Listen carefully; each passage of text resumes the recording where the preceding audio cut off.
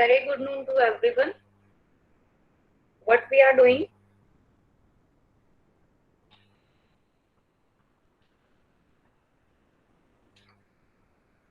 How much we have? How much we have covered in Indian Contract Act?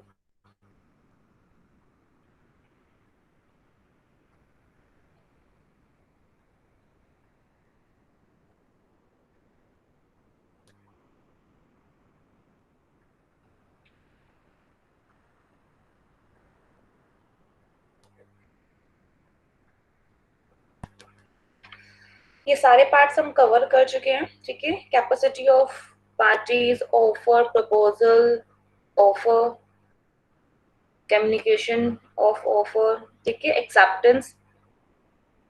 इनमें से किसी को भी कोई डाउट है प्लीज पूछ सकते हैं मुझसे।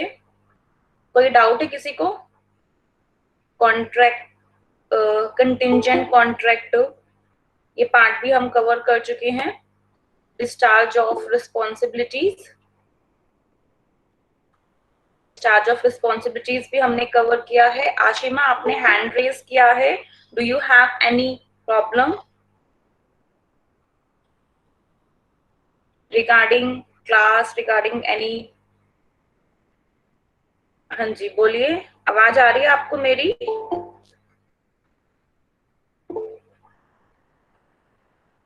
ओके ओके, बाय मिस्टेक आपसे हुआ है, कोई बात नहीं, ठीक है, लास्ट में कवर करते हैं। अच्छा मुझे बताइए कि कंटिंजेंट कॉन्ट्रैक्ट क्या होता है? What do you mean by that term?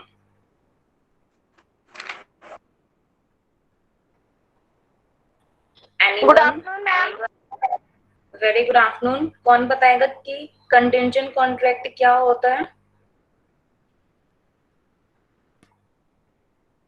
नहीं, मैम इसमें चलिए, अनसर्टेनिटी होती है। इसमें अनसर्टेनिटी होती है, लेकिन अनसर्टेनिटी ही वर्ड अगर आप इसमें मेंशन करोगे तो आपको शायद मार्क्स नहीं मिलेंगे। क्यों? क्योंकि ये इसकी एक कंप्लीट डेफिनेशन नहीं है। अगर हम एक कंटिंजेंट कॉन्ट्रैक्टर की बात कर रहे हैं, इसमें हमारे पास एक जो सिचुएशन है वो दूसरे के ऊपर क्या होती है, डिपेंड होती है, ठीक है। So today's topic for our class is quasi contract. निकाल लीजिए आप सभी अपना क्वाजी कॉन्ट्रैक्ट, पेन निकाल लीजिए, पेपर निकाल लीजिए, ठीक है। और जो भी कुछ भी मैं इंपॉर्टेंट पॉइंट्स आपको बोलूंगी आपको सिंपल जॉट डाउन करना है, ठीक है।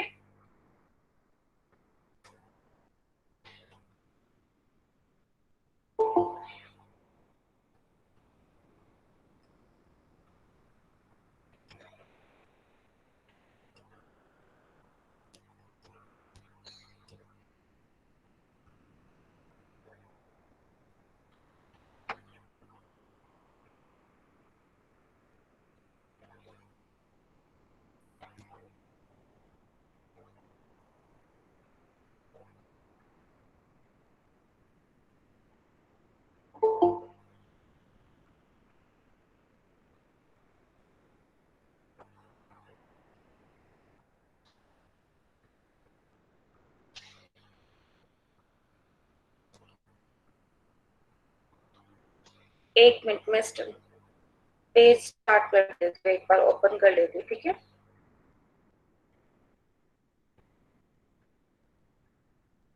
ब्रीच ऑफ कॉन्ट्रैक्ट का ये प्लीज ध्यान दीजिएगा। ब्रीच ऑफ जो कॉन्ट्रैक्ट है, एग्जाम में आजकल इसके ऊपर बहुत सारे क्वेश्चन आ रहे हैं, ये ध्यान देना, ठीक है। आज हम क्वाजी कॉन्ट्रैक्ट कवर करते हैं। क्या है इसमें क्वाजी कॉन्ट्रैक्ट?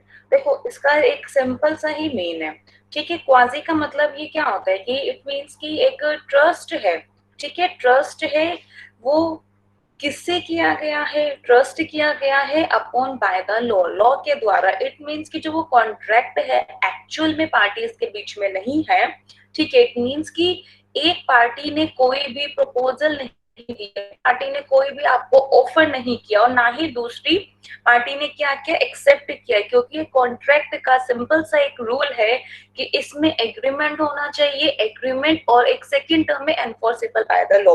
ठीक है, when the two different words are combined together, so known as the quasi contract. And in the agreement, in agreement we simply mean that the offer plus acceptance. It means कि एक contract को बनने के लिए जो मैं आपको 4-5 class से समझा रही हूँ, सिंपल सा मीनिंग कि एक कॉन्ट्रैक्ट को बनने के लिए सबसे पहले उसे एक एग्रीमेंट बनना पड़ता है।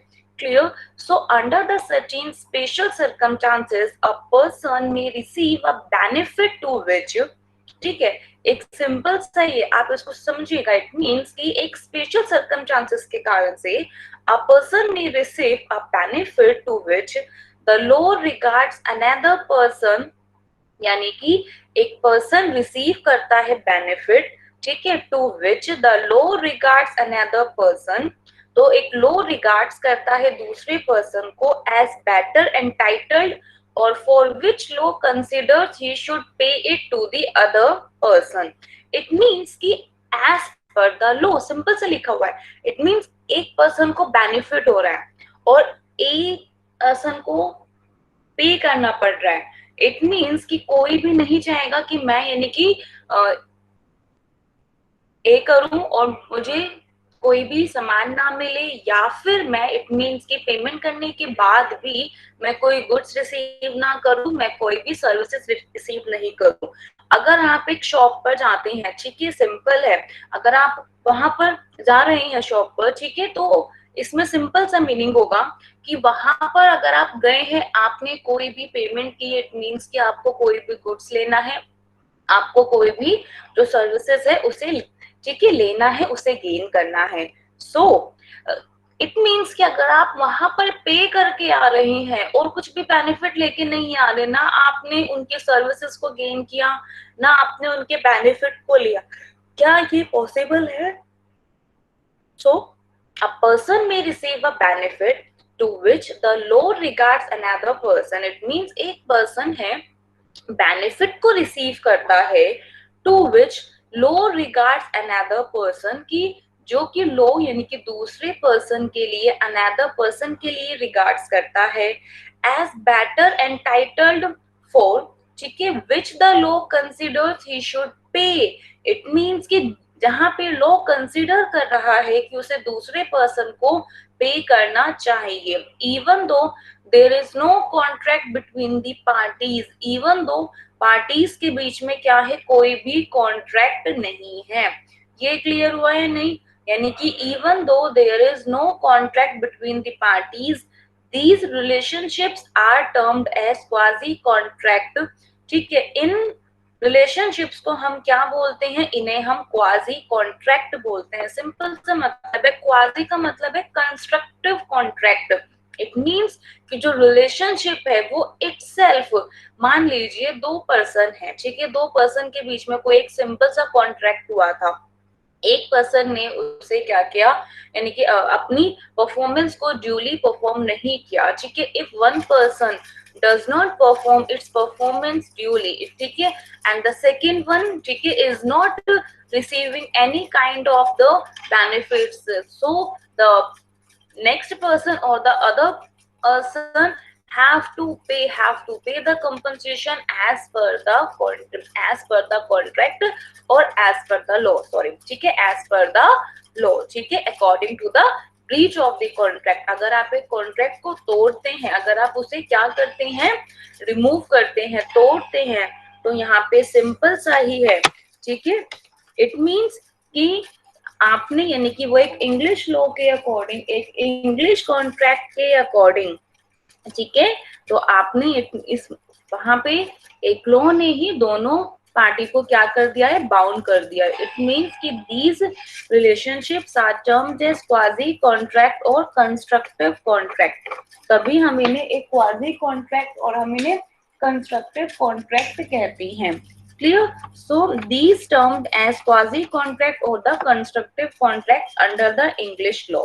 So certain relationships resembling those created by the contract, so under the Indian law. Now the next, it means कि one party has not given the any kind of the offer and other party has not accepted that offer. It means there is no offer and proposal. Please remember that. So write down this important point. It means कि there is no offer and proposal. कोई भी offer नहीं है, कोई भी proposal नहीं है, but contract है. कॉन्ट्रैक्ट क्यों है? कॉन्ट्रैक्ट इसलिए है that is by the law. It means it is, ठीक है, created or thrust upon us by the law. ये लॉ के द्वारा किया गया है. So quasi contract is not made by a person, ठीक है, or by a process of proposal or acceptance or by a free consent. ठीक है, if one party is in कि my consent is not free, it means कि मेरे ऊपर क्या है, प्रेशर है, ठीक है, कि मैं ये काम एक प्रेशर में कर रही हूँ. तो यहाँ पर आप ये नहीं कह सकते, क्योंकि वैलिड कॉन्ट्रैक्ट बनने के लिए your concern should be free. लेकिन यहाँ पर आपका कंसर्न फ्री की डिमांड ही नहीं है. क्यों डिमांड नहीं है? क्योंकि ये लॉ के द्वारा किया गया है. अगर लॉ ने आपके ऊपर पेनल्टी लगाई है, it means you have to pay, ठीक है. आप, और इस केस में किसी का भी कोई भी जो कंसर्न होता है वो फ्री नहीं होगा. So quasi contract is not made by a proposal, by a process of proposal or acceptance or by the free consent. It is a trust upon us by law. तो ये law के द्वारा हमारे ऊपर क्या होता है, ठीक है, ट्रस्ट है. So quasi contract rest upon the equitable which declares that a person shall not be allowed to enrich himself. It means, देखो सिंपल सा है, यानी कि ये उनके लिए पेनल्टी के तौर पर कॉन्ट्रैक्ट होता है कि अगर आप दूसरे के एक्सपेंस के तौर पे अपने आप को एनरिच नहीं कर सकते, आप अपने लिए बेनिफिट नहीं गेन कर सकते. अगर एक थर्ड पार्टी यानी कि पार्टी को यानी कि कोई भी लॉस है तो आपको उसे कंपनसेट करना होगा, ठीक है. तो ये एक सिंपल सा इस प्रिंसिपल के ऊपर ही बेस है. So a quasi contract rests upon the equitable, so which declares that a person shall not be allowed to enrich himself unjustly at the expense of another. Clear? Now the next is the silent features of a quasi contract. So please remember, ठीक है, there are the some silent features. It means कि अगर मैंने आपको एक word बोला है, देखो एक है कि सिंपल फीचर्स, फीचर्स माने उसकी करेक्टरिस्टिक्स, उनकी विशेषता है, ठीक है. अगर मैंने साइलेंट फीचर कहा है, यानी कि क्वाजी कॉन्ट्रैक्ट का नाम सुनते ही आपके माइंड में एक दो पॉइंट आए होंगे, ठीक है. तो क्या समझ में नहीं आया, पहले ये बताओ. मेरी आवाज नहीं आ रही है?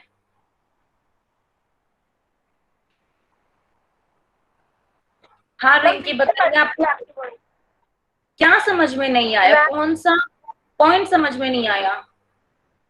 मैम इसमें ऑफर प्लस एक्सेप्टेंस नहीं है तो मैम कॉन्ट्रैक्ट बनेगा कैसे? तो वही तो बोला मैंने कि ऑफर नहीं है, एक्सेप्टेंस नहीं है, ये एक सिंपल कॉन्ट्रैक्ट के जैसा नहीं है.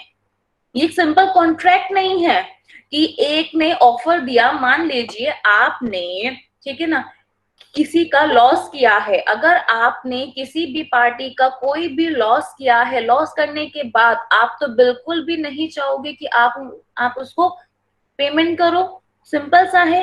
तो इट मीन्स अगर उन्होंने उन पर्सन ने आपके ऊपर केस कर दिया तो ये क्या है, आपको लॉ के द्वारा क्या किया गया, बाउंड किया गया उन्हें पे करने के लिए. This is word, this contract is not created by you, it is created by the law. Ma'am मतलब कि ये सिर्फ एक पनिशमेंट की तरह होता है. पनिशमेंट की तरह होता है. आप इसे और दूसरे तौर पर भी यूज कर सकते हैं कि मतलब कि इसमें एक आपने कॉन्ट्रैक्ट था, ठीक है, ब्लीच कर दिया, ठीक है, तो कंपनसेशन का रूल इसमें निकल कर आया आपके पास. अगर इसमें कंपनसेशन, देखो यहाँ पे एक वर्ड नहीं की लिखा है कंपनसेशन, तो आप इसे हमेशा अपने डेफिनेशन में यानी कि उसको एक एज अ पनिशमेंट के तौर पे बिल्कुल डील नहीं कर सकते हो. क्यों? क्योंकि हमें इसे स्टेटमेंट में कहीं भी कंपनसेशन वर्ड नहीं है. ये मैंने आपको सिंपल एक लेमन लैंग्वेज में समझाया है कि कंपनसेशन का मतलब कि इसमें क्वाजी कॉन्ट्रैक्ट का एक्चुअल मीनिंग क्या है। सिंपल है कि एक के एक्सपेंस है, ठीक है, एक के एक्सपेंस पर आप ये अपने आप को डिमांड नहीं कर सकते कि एक दूसरे के एक्सपेंस से आपको लॉस हो। उस केस में क्वाजी कॉन्ट्रैक्ट आपके ऊपर लगता है।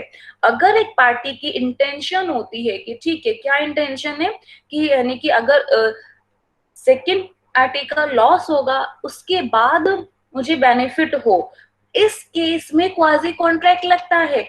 एग्जैक्टली आप बिल्कुल ठीक है कि यानी कि जो पर्सन डील कर रहा है या फिर उसकी इंटेंशन है, क्या इंटेंशन है, उसकी इंटेंशन है कि यानी कि सेकंड का क्या होना चाहिए, लॉस होना चाहिए, तब बेनिफिट होगा। इसका मतलब है कि यहाँ पर फर्स्ट पार्टी को बिल्कुल पनिशमेंट मिलेगी, लेकिन वो डिपेंड की जाएगी यानी कि इतनी, बताइए, इसके ऊपर डिपेंड की जाएगी। सेंटेंस पूरा करो।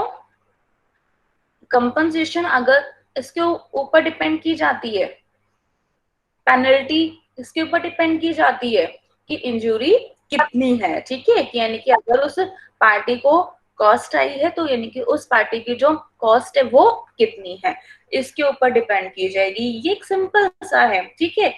कोई भी कंपनसेशन होती है वो उसी के ऊपर ही डिपेंड की जाती है। तो यहाँ कहीं भी एक कंपनसेशन का वर्ड नहीं है, लेकिन आप अपने माइंड में इसको बिल्कुल उसी के जैसा ही समझिए, ठीक है। तो यहाँ देखिए क्या लिखा है, it is a right which is available not against a particular person, ठीक है। ये क्या है, देखो ये एक अधिकार है, आपको वो अधिकार है कॉन्ट्रेक्चुअल राइट से।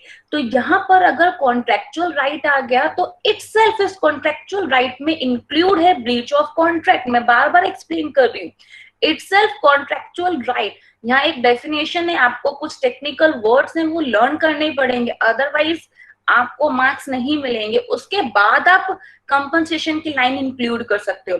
लेकिन अगर आपसे सिंपली किसी ने कहा, ठीक है, मैंने आपसे कहा कि आप अपने इंट्रोडक्शन के बारे में बोलिए, सबसे पहले आप अपना नाम बताएंगे अपने बारे में, उसके बाद में आप अपनी फैमिली के बारे में बताएंगे, ठीक है। आप स्टार्टिंग में ही अपनी फैमिली को इंट्रोड्यूस कर रहे हो तो ये आपका एक अच्छा इंट्रोडक्शन नहीं है। तो वही चीज मैं आपको समझा रही हूँ, कुछ जो टेक्निकल वर्ड्स हैं सबसे पहले आपको वही है लिखने हैं, उसके बाद आप उन्हें एक्सप्लेन कीजिए, ठीक है। यहाँ कॉन्ट्रेक्चुअल राइट में इटसेल्फ ये सजेस्टेड है कि अगर कोई भी पार्टी अपने कॉन्ट्रैक्ट को ब्रीच करती है, उसे तोड़ती है, ठीक है, तब उसे कंपनसेशन, देखो, और प्लीज कंपनसेशन भी पार्टी के ऊपर डिपेंड करता है, ठीक है, कि वो लेना चाहती है या फिर नहीं। पर यहाँ पर अगर वो सिंपल अपना, क्योंकि देखो यहाँ राइट का मतलब हमेशा कंपनसेशन नहीं है कि उसे सिर्फ कंपनसेशन ही लेनी है, नहीं लेनी।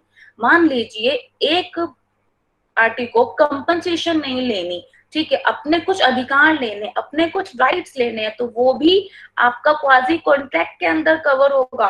तो इसीलिए एक ही चीज के ऊपर आपको इसमें कंसर्न यानी कि फोकस नहीं करना है, कॉन्ट्रेक्चुअल राइट्स में दोनों ही चीजें आपकी इंक्लूड होती हैं, ठीक है, ये आपको ध्यान रखना है। So it is a right which is available not against a particular person, or and so in this respect it resembles a contractual right। तो इसका मतलब है कि ये पर्टिकुलर पर्सन के अगेंस्ट नहीं है, ठीक है, यानी कि वो आपका क्वाजी कॉन्ट्रैक्ट कहीं से भी अराइज हो सकता है, ठीक है। और ये भी ध्यान रखना, it does not arise from any agreement of the parties, ठीक है, पार्टीज के किसी भी एग्रीमेंट से अराइज नहीं करता, ठीक है। क्यों? क्योंकि देखो एग्रीमेंट है, एग्रीमेंट में आपके पास लॉ, एनफोर्सेबल बाय लॉ का कंसेप्ट नहीं होता, इसीलिए वो, क्योंकि हमेशा हर एग्रीमेंट आपके कॉन्ट्रैक्ट होते हैं, लेकिन सारे कॉन्ट्रैक्ट आपके सारे के सारे कॉन्ट्रैक्ट हैं वो एग्रीमेंट होते हैं, लेकिन हर एग्रीमेंट आपका कॉन्ट्रैक्ट नहीं होता। वही बात मैं आपको रिपीट कर रही हूँ, हर एग्रीमेंट आपका कॉन्ट्रैक्ट नहीं होता। एग्रीमेंट में एनफोर्सेबल बाय लॉ टर्म नहीं है, लेकिन क्वाजी कॉन्ट्रैक्ट में एनफोर्सेबल बाय लॉ टर्म है। इसका मतलब कि it does not arise from any agreement of the parties concern, it is imposed bye the law. Clear. तो ये सिंपल है कि लॉ के द्वारा जो भी इम्पोज की गई है, ठीक है, चाहे वो कैसा भी एग्रीमेंट हो, आप सिंपल ही क्यों ना कहें कि लॉ के द्वारा इम्पोज है, क्योंकि जो एग्रीमेंट लॉ के द्वारा इम्पोज किया जाता है वो इटसेल्फ आपका कॉन्ट्रैक्ट बनता है। तो it does not arise from any agreement of the parties. तो such quasi contract is always right to money, ठीक है। तो जो सच क्वाजी कॉन्ट्रैक्ट है, तो such quasi contractual right is always a right to money. तो ये हमेशा पैसे का राइट टू मनी है। And generally though not always to a liquidated sum of money. और जर्नली ये एक लिक्विडेटेड सम ऑफ मनी से भी, देखो इसमें सिंपल लिख दिया ना, यहाँ क्या लिखा है, राइट टू मनी, यहाँ पे liquidated sum of money, it means कि ये एग्जैक्टली ठीक है, अधिकार के लिए, राइट के लिए ये डील किया जाता है। तो is always a right to money, ठीक है ना। And generally not always to be a liquidated sum of money. Next deal करते हैं टाइप्स ऑफ क्वाजी कॉन्ट्रैक्ट। अच्छा, अब समझ में आया सबको कि इस क्वाजी कॉन्ट्रैक्ट का क्या मतलब है? Yes ma'am. बताएं। Yes ma'am. समझ आया ना? ठीक है, Yes. एक मिनट। ठीक है, अब हम डिस्कस करते हैं टाइप्स ऑफ क्वाजी कॉन्ट्रैक्ट। ठीक है, क्वाजी कॉन्ट्रैक्ट के टाइप्स डिस्कस करेंगे। और मैंने आपको बार बार एक्सप्लेन कर रही हूँ, कुछ जो क्वेश्चन है जो कि आपके बार बार एग्जाम में आते हैं, ब्रीच ऑफ कॉन्ट्रैक्ट, ठीक है, इसके अच्छे से प्रिपेयर करना। क्वाजी कॉन्ट्रैक्ट या आपके सिलेबस में है, अच्छे से आप इसे प्रिपेयर करना। ठीक है, kinds of contract, essential elements of contract, आप ये कहेंगे कि इसके अलावा बचा क्या, एग्जैक्टली आपके पेपर में, ठीक है, इनमें से क्वेश्चन हर बार एग्जाम में आए हैं। तो types of quasi contract deal करते हैं। The following are of the quasi contracts are discussed below. Number 1, the supply of necessaries. ठीक है, यहाँ पे क्या लिखा है, सप्लाई ऑफ नेसेसरीज, यानी सेक्शन 68। तो according to section 68, if a person incapable of entering into a contract, ठीक है, ये ध्यान देना, if a person incapable of entering into a contract. अब सिंपल है, इसका मतलब क्या है कि पर्सन कैपेबल नहीं है। अच्छा, मुझे बताइए कि इनकैपेबल कॉन्ट्रैक्ट में एंटर करने की कैपेबल नहीं है। अगर वो एंटर करने की कैपेबल नहीं है तो कौन कौन सी कंडीशन हो सकती है कि जब एक पर्सन कॉन्ट्रैक्ट में एंटर करने के लायक नहीं होता, बताइए, कॉम्पिटेंट नहीं होता, मैम कौन अनसाउंड सी mind different person. Condition? Very good, एक अनसाउंड माइंड का पर्सन है। मैम ड्रंक हो, वो बहुत ज्यादा वो भी नहीं हो सकता। वैसे हाँ, एग्जैक्टली। और अभी जिसकी एज 18 18 से से कम क्या हो। है, लेस है। So, according to the section 68, if a person incapable of entering into a contract or anyone whom he has legally bound to support, ध्यान देना, is supplied by another, ठीक है, with necessary suited to his condition in life, ठीक है। जैसे सबसे पहले आपको इसको समझाने से पहले एक एग्जांपल आपको बताती हूँ। तो ए सप्लाइज बी, ठीक है, बी क्या है, lunatic, with necessary suitable to his condition in life. इसका मतलब क्या है, तो इट मीन्स कि ए ने सप्लाई किया, ठीक है, ए सप्लाइज बी, ठीक है, विद नेसेसरी सुटेबल, यानी कि उसकी लाइफ में कोई भी कंडीशन के लिए, ठीक है, एक नेसेसरी जो भी सुटेबल आइटम्स है, ठीक है, आप इसमें ये बोल सकते हैं, ड्रंकन के इसमें भी आप ये बोल सकते हैं, या फिर आप इसमें एक मेडिसिन ले सकते हैं, ठीक है, या आप उसे कोई प्रॉपर्टी से डील कर सकते हैं, कोई भी चीज है आप वहां पे सिंपल।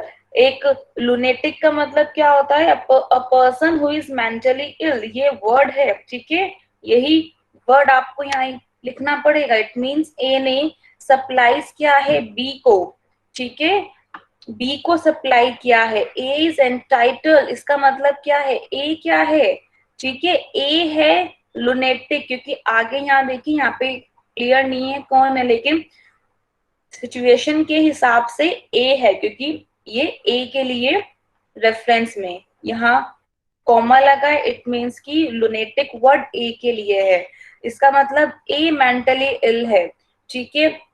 और अगर ठीक है उसे कोई भी, तो A is entitled to reimburse from B's property, ठीक है। अगर उसे कोई भी ठीक है सप्लाईज करता है, अगर वो चीज उसके इंटरेस्ट में नहीं है, तो दूसरी पार्टी को क्या मिलेगा बताइए, दूसरी पार्टी को उसको रिम्बर्स करना पड़ेगा, और जो एक पार्टी है जितना उसने लॉस हुआ है वो उसे मिलेगा। इट मीन चाहे वो बेशक उसे बाय लॉ के अकॉर्डिंग ही क्यों ना मिले।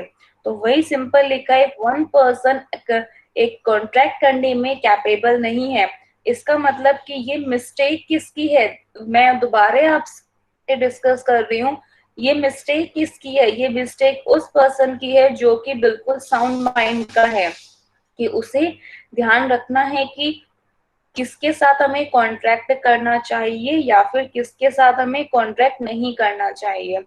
सो if a person incapable of entering into a contract और एनीवन whom he ठीक है as legally bound to support, ठीक है, मतलब कि वो उसको या तो लीगली भी बाउंड है कि उसकी हेल्प करने के लिए, ठीक है, लाइक सप्लाई ऑफ नेसेसरीज की सप्लाई करने के लिए, ठीक है। तो यानी कि उसे बी की प्रॉपर्टी से उसे रिम्बर्स मिलेगा, ठीक है। यहाँ पर अगर कि जैसे है ए सप्लाइज बी, ठीक है, अगर मैं यहाँ पे बी है, बी मान लीजिए कि लुनेटिक पर्सन है, तो ए सप्लाइज बी, ठीक है, इसका मतलब बी लुनेटिक पर्सन है, सप्लाइज इसने किया, ए ने सप्लाई किया, और बी ने उसे कोई भी पैसे नहीं दिए, इस केस में आप बताइए क्या करेंगे। आप कहेंगे आप एक शॉप पर गए, ठीक है, शॉप पर हैं, लेकिन यहाँ ये शॉप की कंडीशन और इस सप्लाई ऑफ नेसेसरीज में डिफरेंस है। कैसे डिफरेंस है, मेरे एक एक वर्ड को अच्छे से सुनिए समझिए, क्या डिफरेंस है। क्योंकि शॉप पर अगर आप गए हो और आपने सप्लाई किया है गुड्स, ठीक है, और आप वहां से आपको कुछ भी नहीं मिला, तो उस केस में ठीक है आप वहां पे कंप्लेन कर सकते हो, जा सकते हो, लेकिन वो क्वाजी कॉन्ट्रैक्ट नहीं बनेगा। क्वाजी कॉन्ट्रैक्ट क्यों नहीं बनेगा, क्वाजी कॉन्ट्रैक्ट वो आपका सेक्शन 68 के अंडर नहीं बनेगा।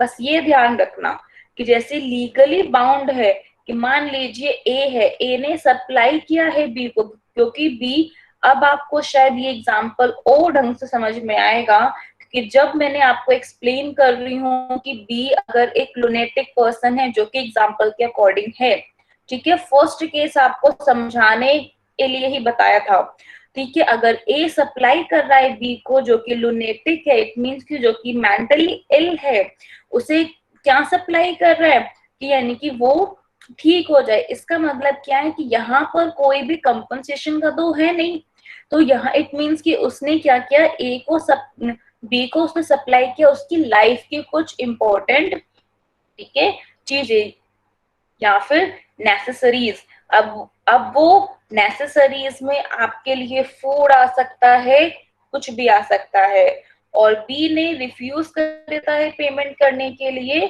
तो ए एंटाइटल्ड है उस केस में बी की प्रॉपर्टी से भी रिम्बर्स करवाने के लिए। तो A is entitled to reimburse from B's property. Clear हुआ, तो यानी कि बी की प्रॉपर्टी से A is entitled to reimburse from B's property। Simple ध्यान देना, तो यहाँ पे A entitled है, ठीक है, B की प्रॉपर्टी से रिम्बर्स करने के लिए। अब यहाँ पे सिंपल ध्यान देना, according to section 68, if a person incapable of entering into a contract or anyone whom he as legally bound to support, ठीक है, और कोई भी जो कि लीगली बाउंड है सपोर्ट करने के लिए, इट मींस कि ए अब आप एक सिंपल है, मान ली अब यहाँ पे मैं एक लीगली बाउंड का एग्जांपल समझाती हूँ आपको इसी एग्जांपल के अंदर। देखिए कि ए जब बी को सप्लाई कर रहा है लुनेटिक, यानी कि जो कि एक इल पर्सन है, उसको क्या सप्लाई कर रहा है, नेसेसरीज टेबल्स, यानी कि उसकी लाइफ के।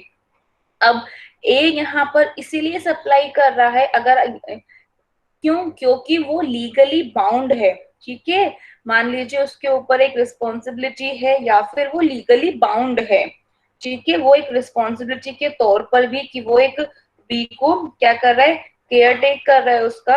तो इट मीन्स कि लीगली बाउंड है उसको सपोर्ट करने के लिए, bye anyone whom he as legally bound to support is supplied by another, ठीक है, जो कि दूसरे के द्वारा सप्लाइड किया गया है with necessary suited to his condition in life, the person who has furnished such supplies, so please remember this। अब आपको ये एक एक लाइन, क्योंकि देखिए लॉ के अकॉर्डिंग हमें जो टेक्निकल वर्ड्स होते हैं, ठीक है, उनको नहीं समझ पाते। अब आपको इस स्टेटमेंट को यहाँ पर कॉमा लगाइएगा, ठीक है, ध्यान से सुनना। The person who has furnished such supplies, यानी कि जिस पर्सन ने ये सप्लाई की है, इसका मतलब कि ए ने सप्लाईज की है बी के गुड फेथ के लिए, यानी कि बी की गुड हेल्थ के लिए। और अगर ए ने बी की गुड हेल्थ के लिए सप्लाईज की है तो वो ज्यादा बेटर है। तो person who has furnished such supplies I entitled to be reimbursed from the property of such incapable person। तो यानी कि वो एक सच इनकैपेबल पर्सन की प्रॉपर्टी से रिम्बर्स्ड करेगा। It mean the person who has furnished supplies, और उसको फिर अगर पेमेंट नहीं मिलती है तो वो जो, क्योंकि अब ये बी है, बी क्योंकि मेंटली इल है तो इसका मतलब कि ये वर्किंग नहीं है, तो ये सिंपल सी बात है कि वो वर्किंग नहीं होगा। तो इसका मतलब है कि फिर ए को जो पैसा है वो कहाँ से मिलेगा, ए को जो पैसा है वो मिलेगा यानी कि उसकी प्रॉपर्टी से। तो the person who has furnished such supplies I entitled to be reimbursed from the property of such incapable person. तो यानी कि सच इनकैपेबल पर्सन की प्रॉपर्टी से रिम्बर्स्ड करना होगा।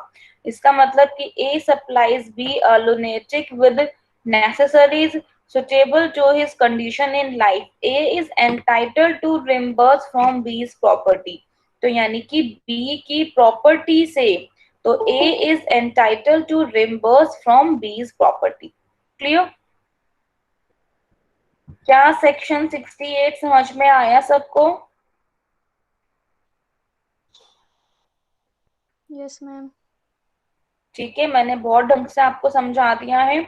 अब नेक्स्ट डिस्कस करते हैं payment by an interested person. ठीक है, अब है कि एक इंटरेस्टेड पर्सन है, यानी कि सेक्शन 69। तो सबसे पहले इसकी स्टेटमेंट देखते हैं, ठीक है, और फिर इसके बाद एग्जांपल्स पे आएंगे।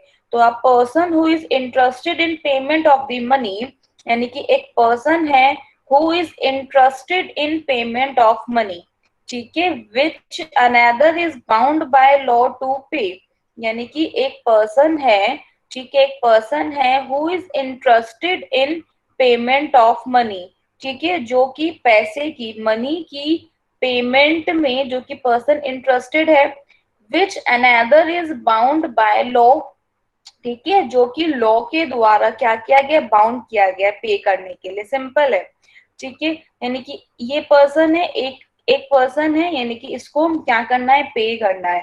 अब इसका मतलब है कि मान लीजिए कि आपका कोई सिस्टर है, ब्रदर है, आपसे छोटे हैं, ठीक है, आप ही क्या करते हो, वर्क कर रहे हो, वर्किंग पर्सन हो। तो इसका मतलब है कि अगर वो छोटे वर्किंग नहीं है तो आप उनकी हर पेमेंट को करने के लिए लीगली बाउंड हो। लीगली बाउंड कैसे हो, कि अगर वो 18 से क्या है, लेस है, ठीक है, अगर 18 से लेस नहीं है तो फिर आप लीगली बाउंड नहीं हो, मतलब ज्यादा है तो आप फिर लीगली बाउंड नहीं हो, अगर है तो फिर आप लीगली बाउंड हो। इसका मतलब है a person who is interested in payment of money which another is bound by law to pay, and who pays it is entitled to be reimbursed by another, जो कि दूसरों के द्वारा एंटाइटल्ड हैं, जो कि दूसरों के द्वारा, अदर के द्वारा रिम्बर्स्ड करने के लिए। इसका मतलब है हु पेज इट, ठीक है। इसका मतलब है कि जो पे करेगा तो is entitled to be reimbursed by another. अब इसको समझाती हूँ कैसे होगा, ये देखिएगा। Payment mode should be bona fide for the protection of one's interest. Simple है, क्योंकि उसका जो इंटरेस्ट है, इंटरेस्ट का मतलब क्या होता है कि भाई उसकी मतलब लाइफ का वो केयर टेकर है, उसके डिसीजन का वो मेकर है। तो वंस इंटरेस्ट की प्रोटेक्शन के लिए the payment mode should be bona fide for the protection of one's interest, ठीक है। तो the essential requirements of section 69 as follow. तो सेक्शन 69 की असेंशियल रिक्वायरमेंट्स क्या है? The payment mode should be bona fide for the protection of one's interest. One's interest की protection के लिए बोनाफाइड होनी चाहिए। The payment should not be a voluntary one. इसका मतलब क्या है? मतलब खुद से नहीं होनी चाहिए, ऐसा भी नहीं है, ठीक है। The payment must be such as the other party was bound by the law to pay, ठीक है। मान लीजिए कि आपके ब्रदर है, सिस्टर है, उन्होंने पे नहीं किया, ठीक है, और सेकंड पार्टी ने क्या कर दिया है? केस कर दिया है। तो इसका मतलब है सिंपली है you are now bound to pay, ठीक है। अब आप बाउंड हैं पे करने के लिए, क्यों? क्योंकि आपको मालूम है कि उनके पास, यानी कि आपके ब्रदर सिस्टर है जो कि अभी छोटे हैं, वर्किंग नहीं है, उनके पास नहीं है। तो वॉलंटरी का मतलब है वॉलंटरी नहीं होना चाहिए, क्योंकि अगर वो वॉलंटरी होगा, अगर आप पेमेंट अपनी मर्जी से नहीं कर रही हैं, आपने वो जो पेमेंट अपनी मर्जी से नहीं की है, आपने वो जो पेमेंट है इट मीन्स अपनी ऑन फ्री विल के अकॉर्डिंग नहीं की है, तो अपनी अगर ऑन फ्री विल के अकॉर्डिंग नहीं की है, इसका मतलब कि आप यहाँ पे बाउंड हैं। तो वो बाउंड कैसे होंगे? लॉ के द्वारा, ठीक है। हो सकता है कि आपको नोटिस ही मिला हो तभी आपको वहां पे बाउंड किए गए हो, उससे पहले आपको इंफॉर्मेशन नहीं हो। So the payment must be such as the other party was bound by law to pay. वही, ठीक है, कि जो पेमेंट है वो ऐसी होनी चाहिए कि वो अदर पार्टी के द्वारा, लॉ के द्वारा क्या है? बाउंड है पे करने के लिए। Now see the example. तो बी होल्ड्स लैंड, ठीक है, बंगाल में, ठीक है। बी होल्ड करता है लैंड, कहाँ पर? बंगाल में, ऑन अ लीज पर, ग्रांटेड बाय द जमींदार। इट मीन्स कि जमींदार के द्वारा, ठीक है, ग्रांट की गई है लीज पर। The revenue payable by A, ठीक है, to the government being in area his land is advertise for sale by the government under the revenue law. तो जो a revenue payable by A, इसका मतलब क्या है कि ए के द्वारा जो रेवेन्यू पे किया जाता था गवर्नमेंट का, वो अभी क्या है? एरियर में है, ठीक है। इट मीन्स कि वो अभी आउटस्टैंडिंग है। तो his land is advertise for cell. तो इसका मतलब क्या है कि जो वो ए के द्वारा जो रेवेन्यू था वो ड्यू था। इसका मतलब कि ए ने रेवेन्यू, जो गवर्नमेंट को लैंड रेवेन्यू पे करना था, वो गवर्नमेंट को ए ने लैंड रेवेन्यू पे नहीं किया। So the revenue payable by A to government being in arrears his land is advertise for sale by the government, ठीक है, under the revenue law. It means कि रेवेन्यू लॉ के अंदर, इसका मतलब कि उसने रेवेन्यू पे नहीं किया, लैंड रेवेन्यू पे नहीं किया, तो फिर गवर्नमेंट ने उसके लैंड को बेचने के लिए एडवर्टाइज किया, ठीक है। The sale will be eliminate of the B's lease, ठीक है। तो B to prevent the sale, तो बी क्या चाहता है? उस सेल को मतलब रोकना चाहता है। तो अब सिंपल सा है, बी को उस सेल को रोकने के लिए क्या करना पड़ेगा कि, तो यानी कि उसने, ठीक है, ऑन हिज, यानी कि अपनी जो लीज की अमाउंट थी उसके बदले में उसने गवर्नमेंट को दे दी, जो कि ए की ड्यू थी। इसका मतलब है A is bound to make good to B the amount so paid. तो यानी अब ए क्या है, बाउंड है, ठीक है, कि जो बी ने जो अमाउंट पे की गई है, जो बी ने अमाउंट पे की गई है उसे वो यानी कि यहाँ गुड लिखा है, इट मीन्स यानी कि उसका अच्छा करे, जरूरी नहीं है कि उसे पेमेंट देके ही की जाए, ठीक है। तो यहाँ पर इसे इस केस में इट मीन्स कि वन इंटरेस्ट के प्रोटेक्शन के अगेंस्ट होनी चाहिए, ठीक है। फ्री कंसेंट है, फ्री कंसेंट नहीं है, ठीक है, सॉरी। और यहाँ पे other party was bound by law to pay, और जो दूसरी पार्टी है वो लॉ के द्वारा पे करने के लिए क्या है, बाउंड है। तो आपको आई थिंक सेक्शन 68 और 69 में डाउट तो नहीं है, देख लो एक बार, 2 मिनट देख लो अच्छे से, क्योंकि ये क्वाजी कॉन्ट्रैक्ट है, काइंड्स ऑफ क्वाजी कॉन्ट्रैक्ट भी आता है एग्जाम्पल्स के साथ। ध्यान दीजिएगा, बिजनेस लॉ अगर आप कोई भी मीनिंग लिखते हैं, ठीक है, आपसे देखिए अभी तो फर्स्ट ईयर में खाली इसके सिंपल सा कंसेप्ट है, मीनिंग है और इनके एग्जाम्पल्स हैं। अभी तो सिर्फ हम इनके मीनिंग्स क्या है, साइलेंट फीचर्स क्या है, वैलिडिटी कितने की है, काइंड्स क्या है, सिंपल कंसेप्ट स्टडी कर रहे हैं। तो वो आपसे मीनिंग और उसके एग्जाम्पल्स पूछेगा, तो आपको हर के एग्जाम्पल्स आने चाहिए, और एग्जाम्पल से हमें डिटेल में और क्लियरली समझ में आता है, ठीक है। देखो एक बार, सप्लाईज ऑफ नेसेसरीज में सेक्शन 68 में आपको कोई भी डाउट है?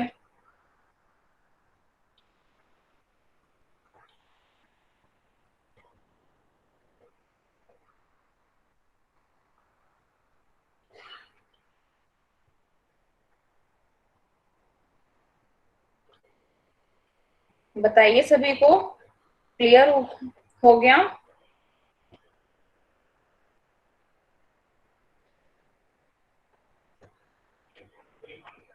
बताओ, क्लियर हो गया सबको? अगर कोई डाउट है तो प्लीज देखो, अच्छे से रीड करो।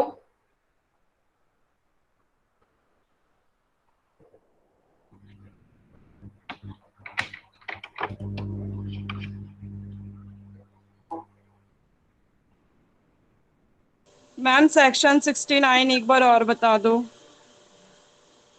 बताती हूँ, ठीक है।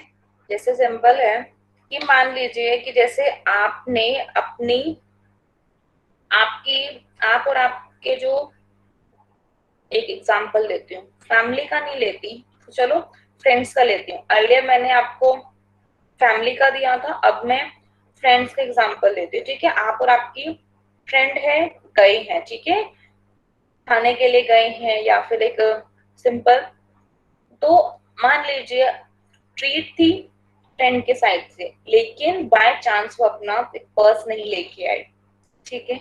तो आपने क्या किया, आपने पेमेंट कर दी, ठीक है। अगर आपने पेमेंट कर दी, अब इसका मतलब है आपने पेमेंट की है, तो फिर इस केस में इट इज एक्चुअल में, तो ये आप दोनों की म्यूचुअल अंडरस्टैंडिंग के ऊपर डिपेंड कर, मान लीजिए कि ये आपकी म्यूचुअल अंडरस्टैंडिंग के ऊपर फिर डिपेंड नहीं करता, ठीक है।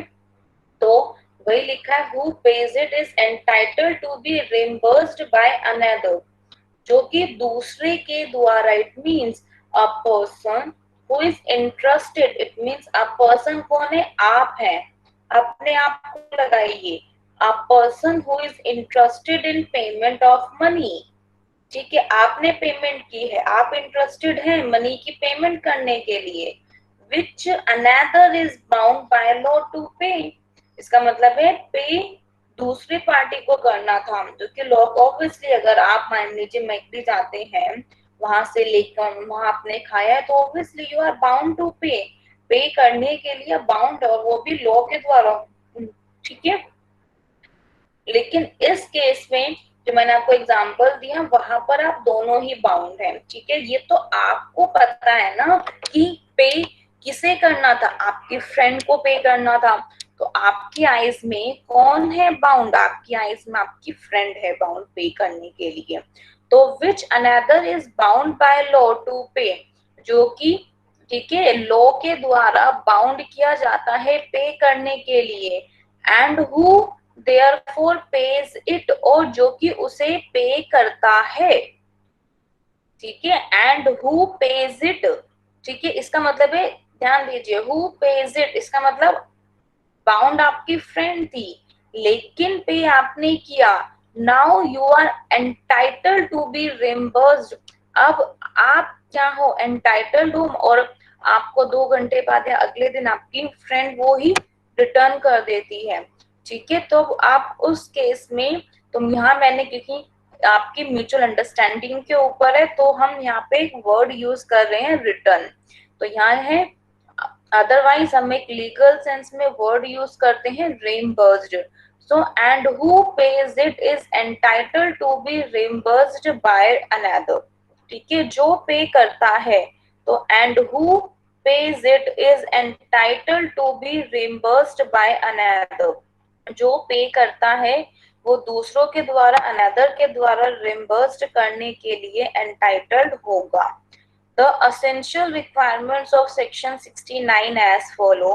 तो सेक्शन 69 की essential requirements कौन कौन सी हैं ये भी देखते हैं।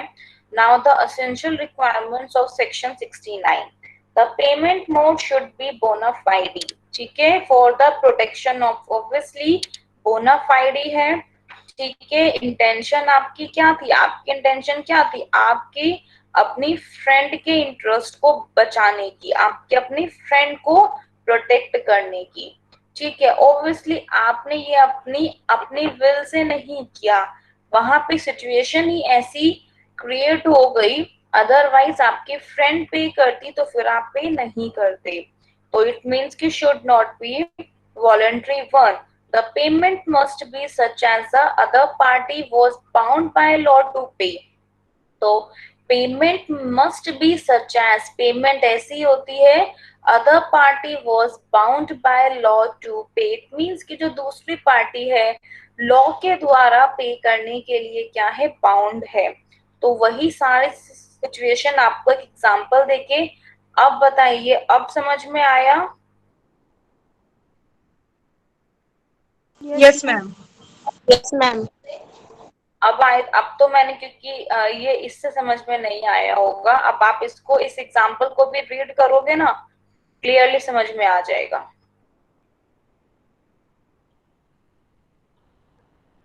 ठीक है, पेमेंट बाय इंटरेस्टेड पार्टी है, और क्या है, सप्लाई ऑफ नेसेसरीज। तो इसका मतलब क्या है, यहाँ देखो, यहाँ पे ए भी जो नेसेसरी सप्लाई कर रहा है, तो वो भी उसके गुड इंटरेस्ट के लिए सप्लाईज कर रहा है। तो वही सिंपल है, जब चीज एक पर्सन गुड फेथ के लिए, तो यहाँ पे कोई कंपनसेशन का कंसेप्ट नहीं है। वही मैंने आपको बार बार बताया कि क्वाजी कॉन्ट्रैक्ट का मतलब कंपनसेशन नहीं होता है। कंपनसेशन एक उसका एक स्मॉल पार्ट है, उसके अंदर काफी सारे, यानी कि जो कि वन साइडेड एक्शन होते हैं, ठीक है, वन साइडेड एक्शन है। अदरवाइज अगर ए और बी के बीच में सिंपल है कि अब ए है, ए बिल्कुल एग्री हो जाता है, या फिर ए और बी के बीच में म्यूचुअल अंडरस्टैंडिंग इतनी अच्छी है कि वो, यानी कि मनी को डिमांड नहीं कर रहा है, अगर वो मनी को डिमांड नहीं कर रहा है तो A is entitled to reimburse from these property, तो नहीं होगा, यानी कि उसको रिम्बर्समेंट की या फिर रिम्बर्स की रिक्वायरमेंट ही नहीं पड़ेगी, ठीक है। अगर म्यूचुअल कंसेंट या सब कुछ नहीं है, तब वहां पे क्वाजी कॉन्ट्रैक्ट क्रिएट होता है, ये प्लीज ध्यान दीजिएगा, ठीक है। तो हमने सप्लाईज ऑफ नेसेसरीज स्टडी किया है काइंड ऑफ क्वाजी कॉन्ट्रैक्ट में। So supplies of necessaries comes under the section 68, so please remember this section, and the second one is the payment by an interested party, ठीक है, this comes under section 69। ये exam के लिए important है, ध्यान रखना। Next cover करते हैं, इसके ऊपर ना एक क्वेश्चन आया था, ऑब्लिगेशन टू पे वाला, सेक्शन 70।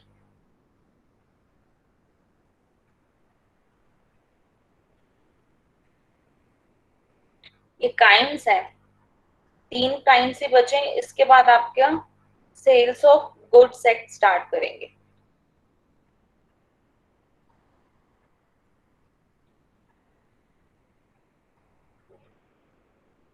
ठीक है, obligation to pay for non gratuitous act. अच्छा मुझे बताइए एक बार आप अच्छे से इस स्टेटमेंट को, इसके लाइन को रीड करो, फिर मुझे इसका मतलब बताओ क्या समझे आप इस स्टेटमेंट से, इस लाइन से।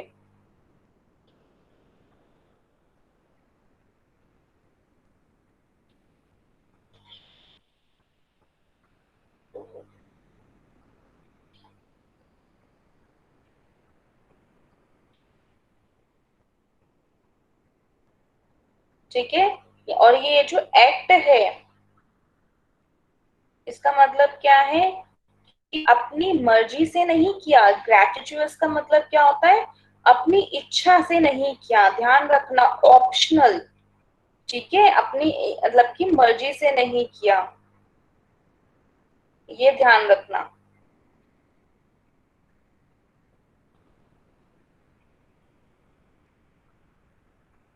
कोई भी एक्ट अगर वहां पे लिखा है not intended to do so, इस वर्ड को दिमाग में रखना, उसकी इंटेंशन कैसी है। क्योंकि कभी भी हमें कॉन्ट्रैक्ट में देखना पड़ता है कि सामने वाले ने सबसे पहले एक्ट कौन से फेथ में किया है। क्वाजी कॉन्ट्रैक्ट का ये सिंपल सा, क्योंकि सामने वाले से, यानी कि अगर उसने गुड फेथ में किया है तो उसे रिम्बर्स होगा, यानी कि उसको रिम्बर्समेंट मिलेगी। अदरवाइज उसने बैड फेथ से किया है तो उससे इतना लॉस हुआ, और जितना भी लॉस हुआ तब मिलेगा। तो बताइए इसका क्या है। ऑब्लिगेशन है to pay for non gratuitous act.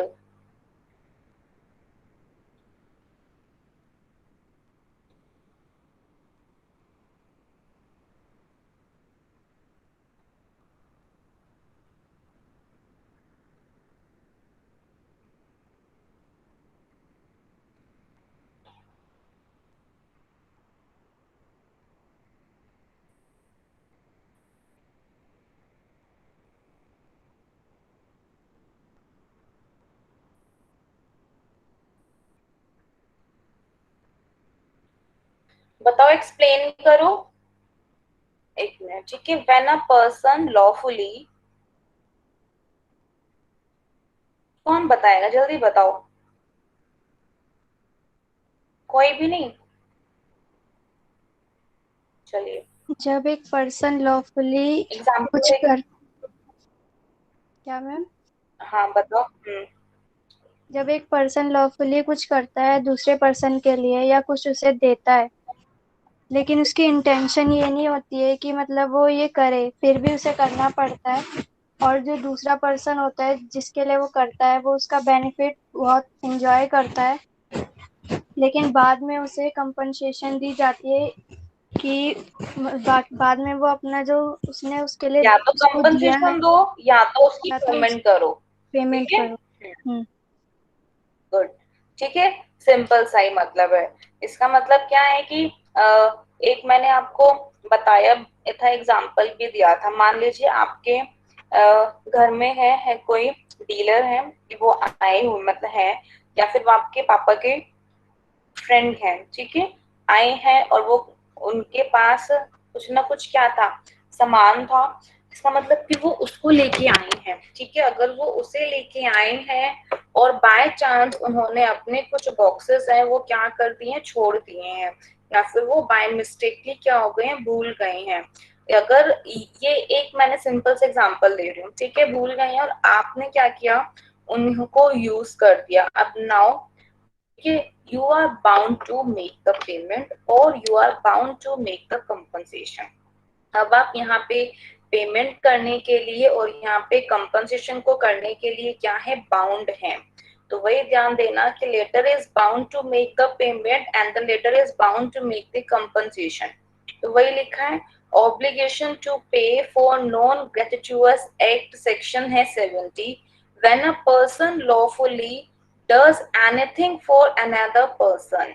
अगर एक पर्सन लॉफुली दूसरे पर्सन के लिए कुछ करता है, तो when a person lawfully does anything for another person, वहां मैंने क्या था, ठीक है, इंटेंशनली, जो मैंने एग्जांपल आपको दिया उसमें भी इंटेंशनली नहीं था, लेकिन उसने आया उसके मतलब कि घर पर है तो वो बीइंग का रिलेशन, बस थोड़ा सा एग्जांपल में ये डिफरेंस है, वहां लॉफुली नहीं आया, वो एक रिलेशंस के कारण आए हैं।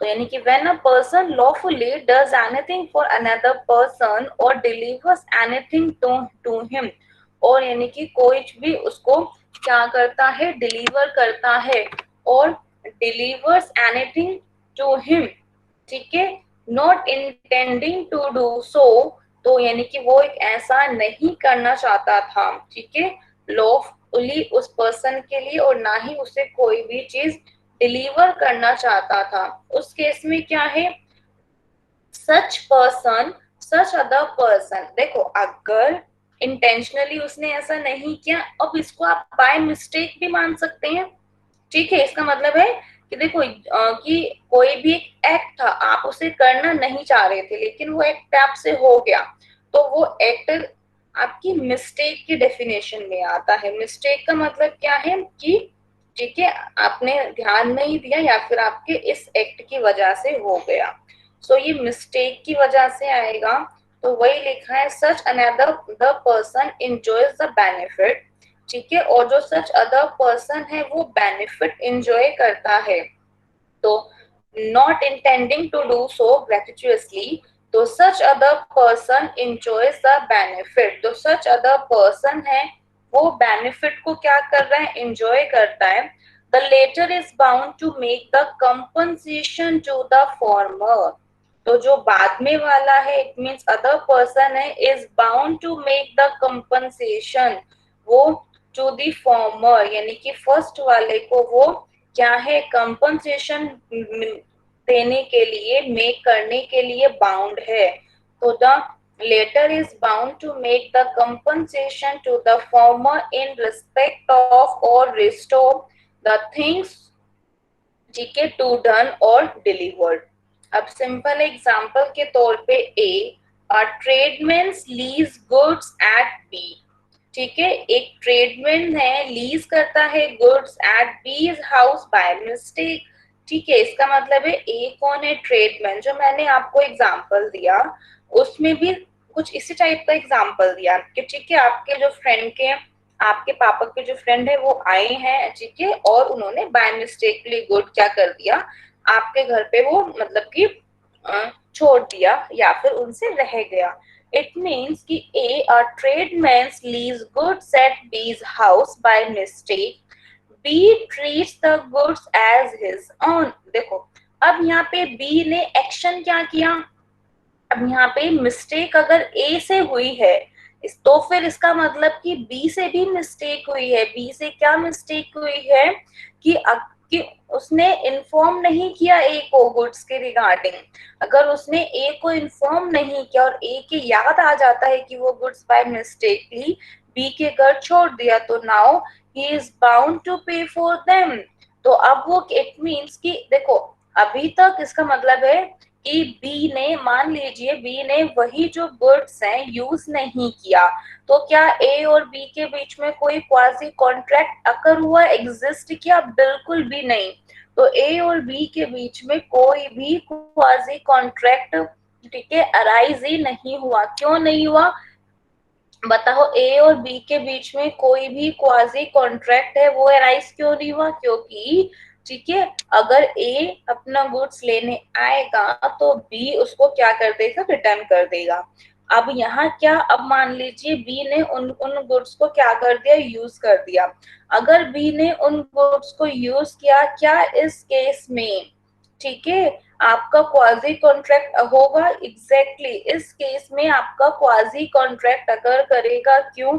क्योंकि जो बी ने treats the goods as his own, अब ये गलती मिस्टेक बी की भी है कि उसने उन गुड्स को, जब मालूम है कि ये गुड्स आपके नहीं है, या फिर बी ये कहे कि उससे इंटेंशनली हो गया, ठीक है, या तो मान लीजिए कि वो आपके कि वो कुछ नमकीन है, बिस्किट है, फूड आइटम के पैकेट लेके आए, ठीक है, तो आपको लगा कि नहीं ये शायद आपकी फैमिली मेंबर को ही लाए हैं, तो चाहे बी की मिस्टेक हो चाहे इंटेंशनली हो, तो तो बी ने उसके गुड्स को एज इज ओन ट्रीट किया, तो he is bound to pay for them to A.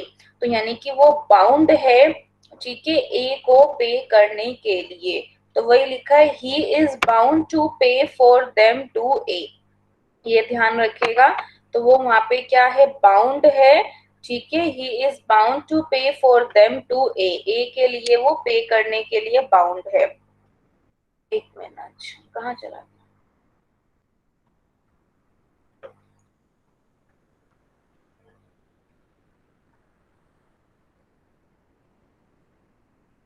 I hope सभी को सेक्शन 70 क्लियर हुआ होगा, बताओ। सेक्शन 70 में किसी को कोई डाउट है? No ma'am. No ma'am. सबको समझ में आ गया? Yes ma'am. Yes ma'am. ठीक है ना, सबको समझ में आया? अब आगे देखते हैं।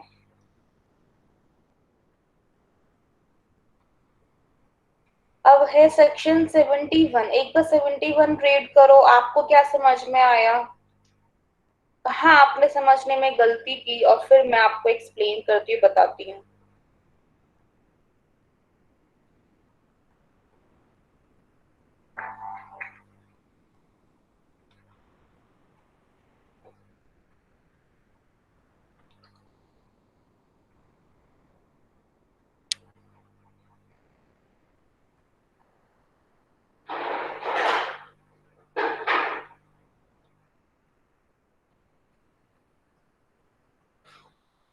मैम इसमें जो पर्सन होता है वो किसी और के गुड्स को फाइंड करता है, उसकी वेरी रिस्पॉन्सिबिलिटी गुड। लेता है कि वो फाइंड कौन करके एक्सप्लेन देगा। कर रहा है, कौन बता रहा है? एक बार मैं उस बच्चे का नाम भी देख लूं, बताना। मैम राधा। ओके, क्योंकि राधा है, हीना है, निक्की है, ट्रिंकी है, और भी एक दो है पर्सन, बच्चे, वही रिस्पॉन्स करते हैं। बताओ राधा भी, इसको क्या है इसमें मतलब? ढंग से बताओ।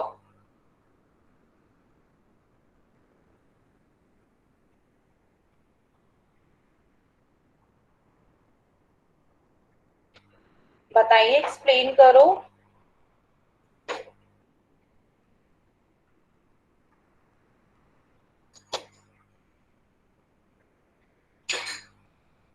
राधा बच्ची, मैं आपसे बोल रही हूँ, उसे एक्सप्लेन करो।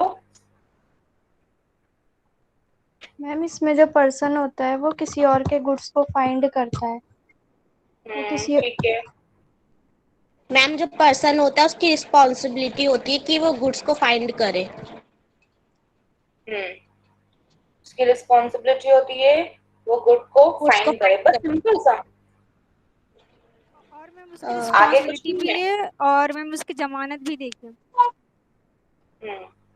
तो यहाँ देखो क्या लिखा है, responsibility, responsibility of finder of. कर लेता है। रिंकी, ढंग से बोलो, क्लियरली एक्सप्लेन इसमें करो, जो नहीं समझ आ रहा। मैम इसमें जो पर्सन होता है किसी और के गुड्स को यूज कर लेता है। देखो, a person who finds goods belonging to another, एक पर्सन है जो कि गुड्स फाइंड करता है, ठीक है, वो जो गुड्स हैं वो गुड्स किसके हैं, वो जो दूसरों के गुड्स हैं। तो a person who finds goods belonging to another and takes them into his custody, ठीक है। तो वही लिखा है कि एक पर्सन है, ठीक है, अगर उसको दूसरों के गुड्स मिलते हैं तो ये फाइंडर की रिस्पॉन्सिबिलिटी है। यहाँ पर आप ये नहीं कह सकते कि उसने फाइंडर है कि हमें तो मिले हैं, हम ये गुड्स लेके तो नहीं आए हैं, सिंपल है। और अगर आपको वो गुड्स मिले भी हैं तो और आपने उन्हें अपनी कस्टडी में भी रखा है, तो ठीक है, वह मेन, अगर आपने गुड्स फाइंड भी किए, उसके अलावा नेक्स्ट स्टेप आपने क्या लिया, takes them into his custody, तो आपने उन गुड्स को अपनी कस्टडी में लिया है। तो is subject to the same responsibility as a bailee, क्योंकि एक बेलर और बेली, ये आपको समझाऊंगी। ठीक है, सेल ऑफ गुड्स एक्ट के बाद हमें जो हमारी सेकेंड यूनिट है उसे भी कंप्लीट करेंगे। ठीक है, तो इंडेमनिटी है इन सभी के बल्क में है, उन्हीं यूनिट के अंदर आएगा आपके पास बेलर और बेली। तो he is bound to take as much care of the goods, ठीक है, as a man of ordinary prudence would. इसका मतलब क्या है कि जैसे ही उसका जो ओरिजिनल ऑनर है, ओरिजिनल ऑनर उसकी टेक केयर करेगा, वैसे ही वो ही बाउंड है उसकी टेक केयर करने के लिए। तो he is bound to take as much care of the goods, तो उसको उन्हीं गुड्स की एज मच एज क्या मतलब की केयर करनी होगी, बाउंड होगा केयर करने के लिए। ठीक है, under the similar circumstances take of his own goods of the same bulk, ठीक है, क्वालिटी एंड वैल्यू, कि जैसे उसका सिमिलर जो ओरिजिनल ऑनर है वो यानी कि उन गुड्स की, ठीक है, सेम बल्क क्वालिटी और वैल्यू में उन्हीं गुड्स का करता, तो he is bound to take as much care. तो he must also take all necessary measures to trace its owner, ठीक है, उसके ओनर को ट्रेस करने के लिए। तो he must also take all necessary measures to trace its owner, यानी कि उसके ओनर को ट्रेस करने के लिए वो जितने भी सारे ऑल नेसेसरी मेजर्स होंगे वो उन्हें लेगा। तो he must all take necessary measures to trace its owner. If he does not, अगर वो ऐसा नहीं करता है, इसका मतलब क्या है कि उसने प्रॉपर्टी को यानी कि कंजर्व करना चाहा, उसकी जो इंटेंशन यहाँ पर क्या है, यहाँ इंटेंशन है, ठीक है, क्वाजी कॉन्ट्रैक्ट में कुछ नहीं है, क्वाजी कॉन्ट्रैक्ट में आपकी इंटेंशन है, अगर आपकी इंटेंशन सही है तो आपको रिम्बर्स किया जाएगा, अगर आपकी इंटेंशन गलत है तो आपको कंपनसेशन पे करनी पड़ेगी। ठीक है, तो if he does not and he will be guilty of wrongful conservation of the property, तो प्रॉपर्टी के कंजर्वेशन का वो एक wrongful है, गिल्टी है, till the owner is found out, जब तक कि ऑनर उसका क्या हो जाता है, मिल नहीं जाता, till the owner is found out, the property in goods will vest in the finder, कि जो गुड्स की जो प्रॉपर्टी है, ठीक है, जो प्रॉपर्टी इन गुड्स है वो कहाँ होती है, वो फाइंडर में होती है, यानी property in goods will vest in the finder and he can retain the goods as his own, ठीक है, अगेंस्ट द होल वर्ल्ड, यानी कि पूरे होल वर्ल्ड के अगेंस्ट वो अपने इस ओन गुड्स को रिटेन कर सकता है। तो he can retain the goods as his own, और ठीक है, वो अपने as his own उन गुड्स को रिटेन कर सकता है अगेंस्ट द होल वर्ल्ड के अगेंस्ट। अब आगे देखो एग्जांपल में है, ठीक है, तो प्रॉपर्टी है, तो ये एक सिंपल सा है, ठीक है, गुड्स को रिटेन कर सकता है उसके ओनर को छोड़ के, ठीक है, क्योंकि वो चीज आइटम यानी कि जो वो आइटम कह रही है कि वो जो गुड्स है वो उसे ही मिला है, तो वो रख सकता है, वो रिटेन कर सकता है, लेकिन अगर उसका रियल ओनर फाइंड आउट हो जाएगा, अगर उसका रियल ओनर मिल जाता है, उस केस में वो उस गुड्स को नहीं रख सकता। ये आप ध्यान रखना, अच्छे से माइंड में कैप्ट करना, उस केस में नहीं मिल पाएगा। ठीक है, फिर देखिए क्या लिखा हुआ है, example, F pick up a diamond on the floor of S shop, ठीक है, यानी कि एस की शॉप पे, ठीक है, एस की शॉप के फ्लोर पे एफ को क्या मिला है, डायमंड मिला है, तो he hands it over to S, ठीक है, तो इसने क्या किया, एस को दे दिया, क्यों दे दिया, to keep it till the real owner is found out, कब तक दिया, यहाँ कंडीशन है कब तक दिया, तो he hands it over to S to keep it, तब तक दिया till the real owner is found out, कि जब तक कि उसको रियल ओनर जो मिल नहीं जाता, till the real owner is found out, ठीक है, जब तक उसका रियल ओनर नहीं मिल जाता। no one appears to claim it for quite some weeks in spite of wide advertisement in the newspaper. Newspaper में काफी एडवर्टीजमेंट देने के बाद भी उसे क्लेम करने के लिए ठीक है कोई भी नहीं आया। तो F claims the diamond from S, तो F ने क्या किया, क्लेम किया S से डायमंड, लेकिन S ने who refuses to return, ठीक है, तो उसने रिटर्न करने के लिए मना कर दिया। अब S is bound to return the diamond to F। देखो अगर F उसका रियल ओनर होता, ठीक है, तो वो उसको बाउंड कर देता। अब वही लिखा है S is bound to return the diamond to F, क्योंकि ठीक है who is entitled to retain the diamond against the whole world, ठीक है, तो वही सिंपल लिखा है। अब S जो है क्योंकि उसने एडवर्टीजमेंट दिया, F ने डायमंड को क्या था, क्लेम किया, ठीक है, तो S इस केस में क्योंकि यहाँ सिंपल है, वहां पे रियल ओनर नहीं मिला। अब जब रियल ओनर नहीं मिला तो वो जो डायमंड था वो फाइंडर को मिला था, और उसने उसे कब तक दिया कि जब तक रियल ओनर नहीं मिल जाता।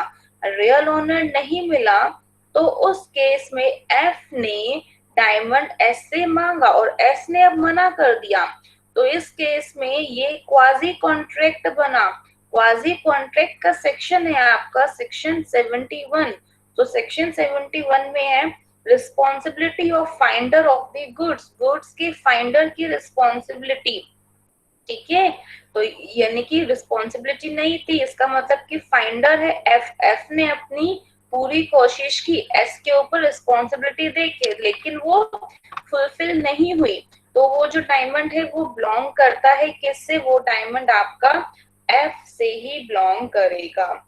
इट मीन्स कि F claims diamond from S, F claims the diamond from S who refuses to return, S is bound to return the diamond to F, ठीक है, S बाउंड है रिटर्न करने के लिए diamond to F who is entitled to retain the diamond, ठीक है, क्यों, क्योंकि F है, F उसका रियल फाइंडर है, इसने एफर्ट्स भी किए हैं।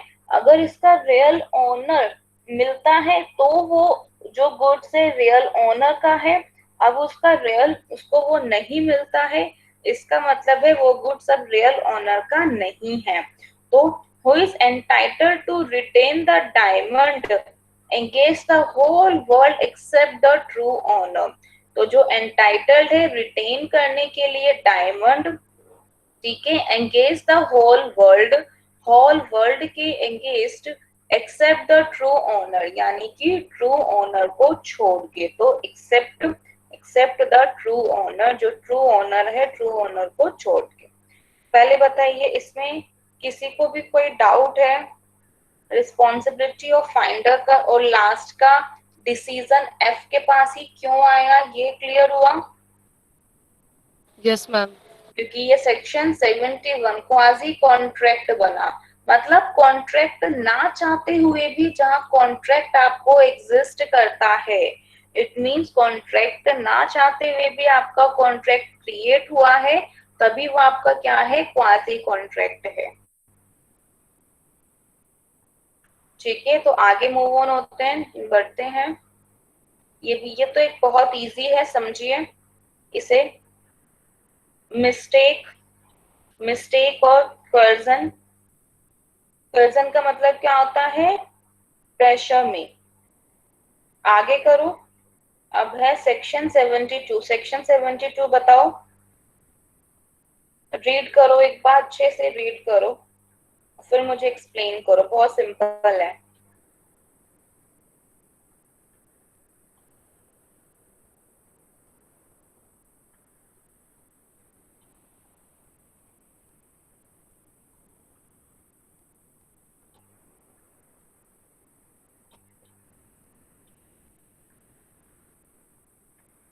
मान लीजिए आपने मिस्टेक से, ठीक है ना, किसी को गुड्स या कोई भी चीज है वो पे कर दी है, तो ठीक है, तो अब सिंपल है, जिसे आपने पे की है और आपने उसका एडवांटेज नहीं लिया, उतनी अमाउंट का एडवांटेज नहीं लिया तो वो आपको वो जो गुड्स है रिटर्न करने पड़ेंगे।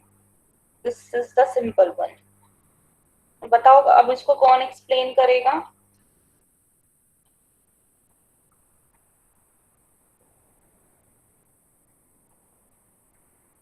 बताओ कौन एक्सप्लेन करेगा इस सेक्शन 72 को?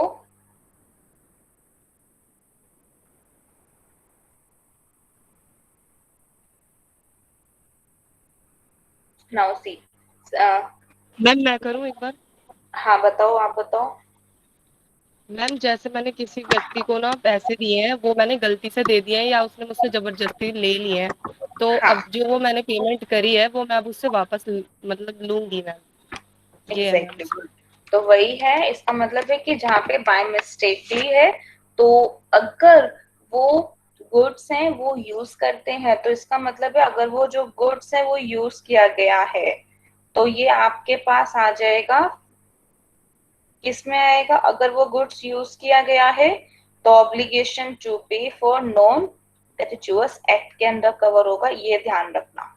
ठीक है, और अगर आप वही गुड्स हैं जो गुड जैसे थे उन गुड्स को आप वैसे ही पे करते हो तो वही लिखा है मिस्टेक के हैं, ठीक है, एंड कर्जन इनका सेक्शन ढंग से लर्न करना, section 72। Now see first of all example, A and B jointly owe ₹100 to C. इसका मतलब है ए और बी जॉइंटली का मतलब है दोनों 100 नहीं, ए और बी जो है वो जॉइंटली सी को ₹100 ओ करते हैं।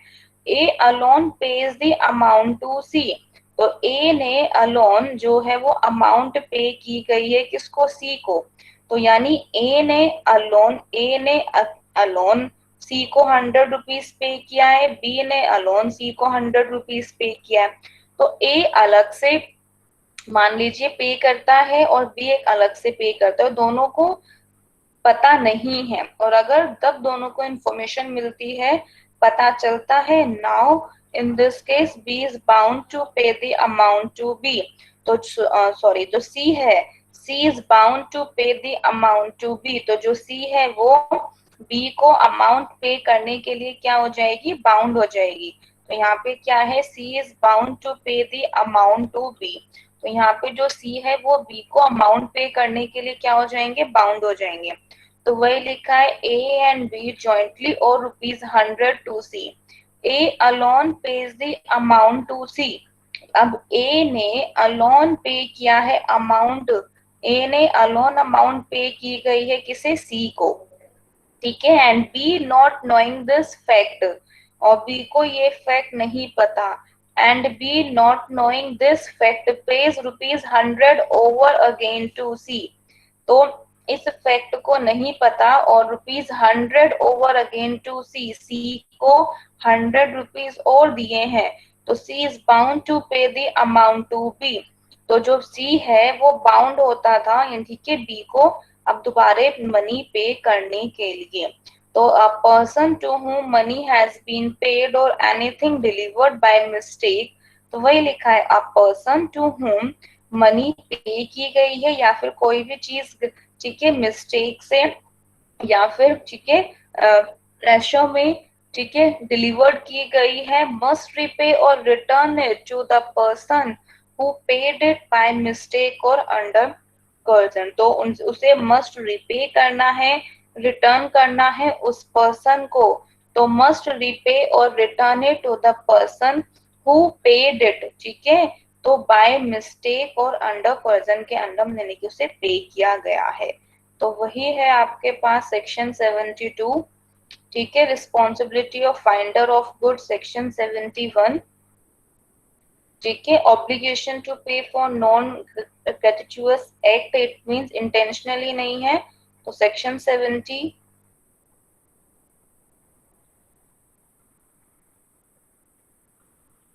Payment by an interested party section 69, supplies of necessary section 68, ठीक है। अच्छा एक बार ग्रुप में देखो, आप अपना सिलेबस देखो फर्स्ट यूनिट का, जो आपके पास फर्स्ट यूनिट में जितने भी टॉपिक्स लिखे हैं क्या हमने वो सभी कवर किए हैं? देखो एक बार सभी चेक कर लीजिए, बताइए क्या इसमें से सारे के सारे कवर किए हैं या नहीं। देखिए यूनिट नंबर 1 में आपके पास क्या है, इंडियन कॉन्ट्रैक्ट एक्ट 1872, क्योंकि मैंने इस बार आपकी इंट्रोडक्टरी जो क्लास दी की जिसमें मैं आपको हर सिलेबस को बताऊं कि हम हर चीज को किस टाइप से कवर करेंगे, वो क्लास मैंने आपकी नहीं ली, इंट्रोडक्शन वाली क्लास। तो इसीलिए मैं आपको हर यूनिट में से जब हमारे या तो स्टार्ट करेंगे या एंड करेंगे तभी वो चीज इसमें क्लियर हो जाएगी। तो वहां देखिए यूनिट नंबर 1 में the Indian contract act 1872, contract का हमने मीनिंग किया है, कैरेक्टरिस्टिक्स किए हैं एंड काइंड्स। सभी देखिए ये हमारे पास कवर हो गया।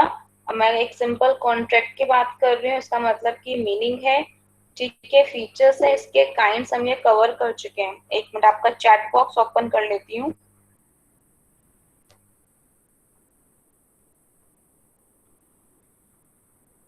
ठीक है, क्योंकि अगर किसी को कोई भी डाउट है तो वो मुझसे पूछ सकते हैं। अब सेकेंड टॉपिक हमारे लिए क्या था, असेंशियल्स ऑफ वैलिड कॉन्ट्रैक्ट, तो ये भी हमने कवर किया है। वैलिड कॉन्ट्रैक्ट के असेंशियल्स भी हैं एंड ऑफर एंड एक्सेप्टेंस।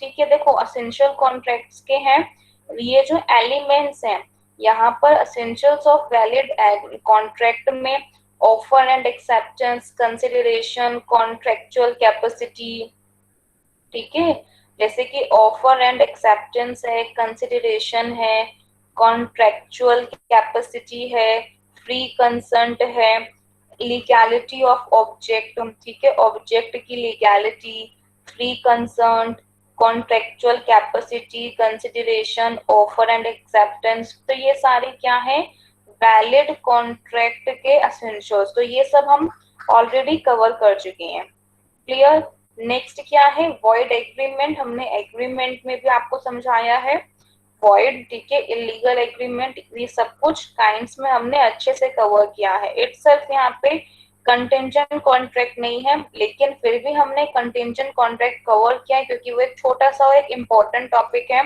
और ये कंटेंजेंट आपका आएगा ब्रीच में, एक दो पॉइंट समझने में हेल्पफुल है, इसीलिए हमने वो भी टॉपिक कवर किया है। क्लियर। नेक्स्ट देखिए क्या है, डिस्चार्ज ऑफ कॉन्ट्रैक्ट, या और अच्छा एक चीज और, वैलिड ऑफर और वैलिड एक्सेप्टेंस, ठीक है ना, मेन है वैलिड ऑफर, ठीक है, और हमारे पास इनविटेशन टू ऑफर, इनमें क्या डिफरेंस कौन कौन से, इन डिफरेंस को भी हमें कवर करना है, ठीक है। वैलिड ऑफर क्या है, ऑफर के कौन कौन से डिफरेंट पॉइंट्स हैं, ये वाला भी आपको मैंने टॉपिक एक्सप्लेन किया है, समझाया है। तो डिस्चार्ज ऑफ कॉन्ट्रैक्ट भी आपको बताया है। डिस्चार्ज ऑफ कॉन्ट्रैक्ट में क्या है, मोड्स ऑफ डिस्चार्ज, डिस्चार्ज के डिफरेंट मोड्स हैं, ठीक है। तो मोड्स ऑफ डिस्चार्ज में क्या, including breach and it's remedies, ठीक है, तो इसके कौन कौन से ब्रीच और उसकी रेमेडीज को इंक्लूड करके। तो डिस्चार्ज ऑफ कॉन्ट्रैक्ट में मोड्स ऑफ डिस्चार्ज है, ठीक है, और मोड्स ऑफ डिस्चार्ज में भी हमने डिफरेंट कवर किए हैं, पार्टीज के अलग अलग ब्रीच के और उसके डिफरेंट पार्टी टाइप्स भी किए हैं। क्वाजी कॉन्ट्रैक्ट है, क्वाजी कॉन्ट्रैक्ट एक सिंपल है और आज ये टॉपिक भी हमने कवर किया। It means unit number 1 we have completed unit number 1, ठीक है, आज हमने यूनिट नंबर 1 कंप्लीट किया है। तो अब 2-3 मिनट है आपके पास, आप देख लीजिए कि इस यूनिट में, क्योंकि आज के बाद हम फिर ये यूनिट कवर नहीं करेंगे, अगर आपको कोई डाउट होगा तो वो डाउट ही मैं आपको समझाऊंगी, ठीक है। आप एक बार प्लीज अपने नोट्स में से अच्छे से 5 मिनट इसको रिकैप कर लो, कोई वर्ड हो कि इसका मीनिंग आपको ना समझ में आया हो, कोई भी चीज है जो कि आपको नहीं समझ में आया। मैं अभी अटेंडेंस नहीं ले रही हूँ, मैं आपसे सिंपली ही पूछ रही हूँ, कोई भी वर्ड है जो कि ना समझ में आया हो वो आप पूछ सकते हैं।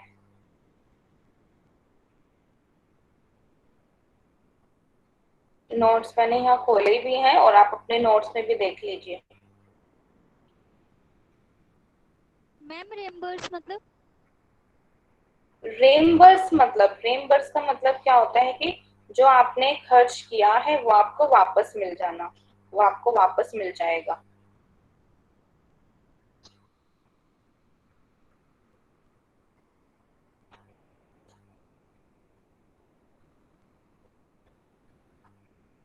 तो वही हमारे लिए होता है रीइम्बर्स। नेक्स्ट क्लास में हम यूनिट नंबर थर्ड करेंगे, सेकंड हम बाद में करेंगे। यूनिट नंबर थर्ड करेंगे। थर्ड में है the sale of goods act 1930। पहले आपको unit number third समझाऊंगी।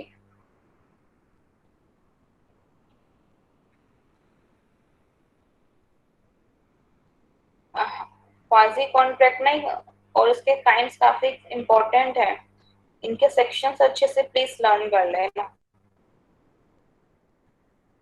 Ma'am bonafide का मतलब? देखो, ये इंटेंशन के ऊपर आपके डिपेंड करता है। एक आपके लिए क्या है, मेलाफाइडी, ठीक है, और एक क्या होता है, बोनाफाइडी। ठीक है, मेलाफाइडी और बोनाफाइडी में एक सिंपल सा मतलब है कि मेलाफाइडी का मतलब आप लिख लो इलीगल और डिसऑनेस्ट बिहेवियर। ठीक है, बिहेवियर कैसा है आपका, चीटिंग वाला है। बोनाफाइडी माने ऑनेस्ट, इसका अपोजिट यानी लीगल बिहेवियर है और ऑनेस्ट है। मेलाफाइडी का मतलब क्या होता है, डिसऑनेस्ट। ठीक है, ओके मैम। ये आपके बिहेवियर के ऊपर जज करता है कि ये जो बिहेवियर है ये आपका एक डिसऑनेस्ट बिहेवियर है, इलीगल बिहेवियर है। ठीक है, तो इलीगल और dishonest behaviour especially by using your job और सिचुएशन। ठीक है, जॉब और सिचुएशन को यूज करके in order to gain an advantage. ठीक है, एक फायदा, एक जो भी एडवांटेज है उसे गेन करके। तो बाय यूजिंग योर जॉब और situation in order to gain an advantage। Okay ma'am.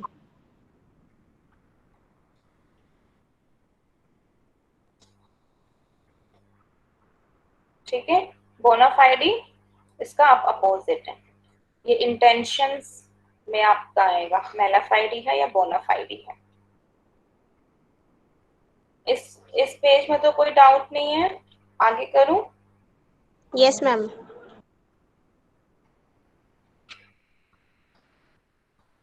Example देख लो इसका।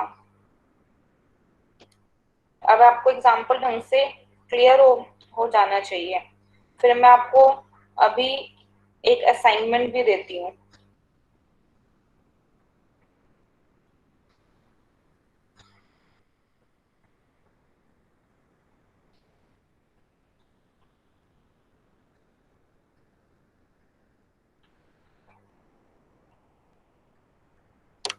देख लो इसमें।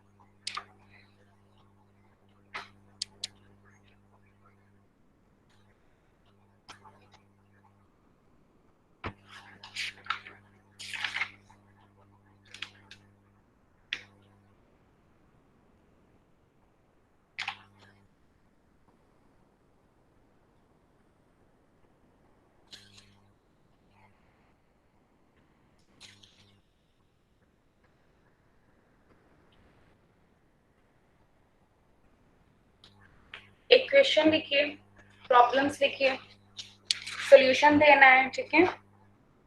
ये कुछ प्रॉब्लम्स दे रही हूँ कि जो भी हमने थ्योरी में स्टडी किया है, प्रैक्टिकल में उसका कैसे यूज करेंगे हम उन्हें, ठीक है, प्रैक्टिकल लाइफ में, उसके ऊपर बेस्ड है। लिखिए, A was appointed as a principal of a school। मैं ये व्हाट्सएप नहीं करूंगी, ये प्लीज ध्यान देना, ठीक है।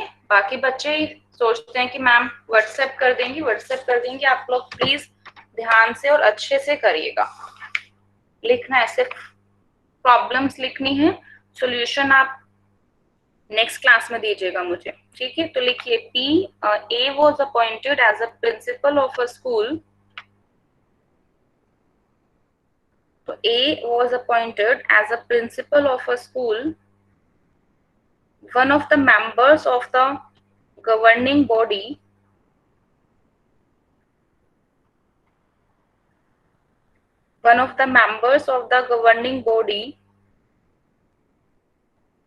privately, underline the word privately,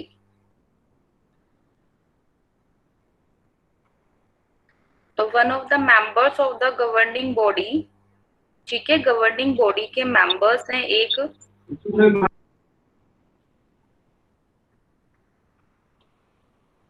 Gita कोई डाउट है आपको? नो मैम, वो बाय मिस्टेक।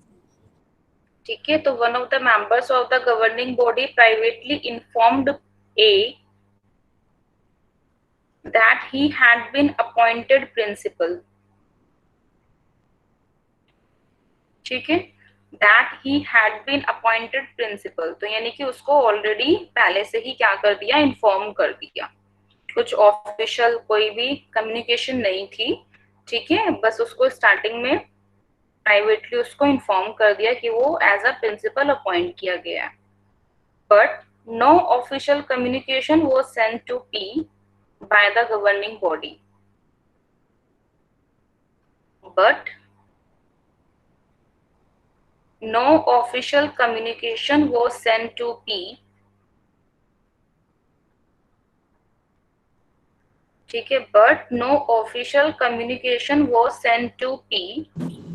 मैम आप पहले वाले रिपीट कर सकते हो? एक सिंपल सही है इसमें, P was appointed principal of a school, ठीक है, P अपॉइंट किया गया है स्कूल का principal. One of the members of the governing body privately informed the P that he had been appointed principal. जल्दी लिखो, मैंने स्क्रीन पे नहीं लगाया हुआ है, ये मैं डिक्टेट कर रही हूँ, मैंने स्क्रीन पे नहीं लगाया आज।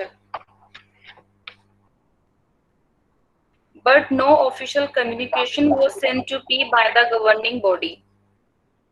और मैं ये व्हाट्सएप भी नहीं करूंगी, अगर आप लोग सोच बैठे हो कि ना कि हम फ्रेंड से कॉपी कर लेंगे या मैम से दोबारा मांग लेंगे, फ्रेंड से ही मांगते रहना, मैं व्हाट्सएप नहीं करूंगी, ध्यान रखना, जिसको लिखना है वो लिखें। बट नो ऑफिशियल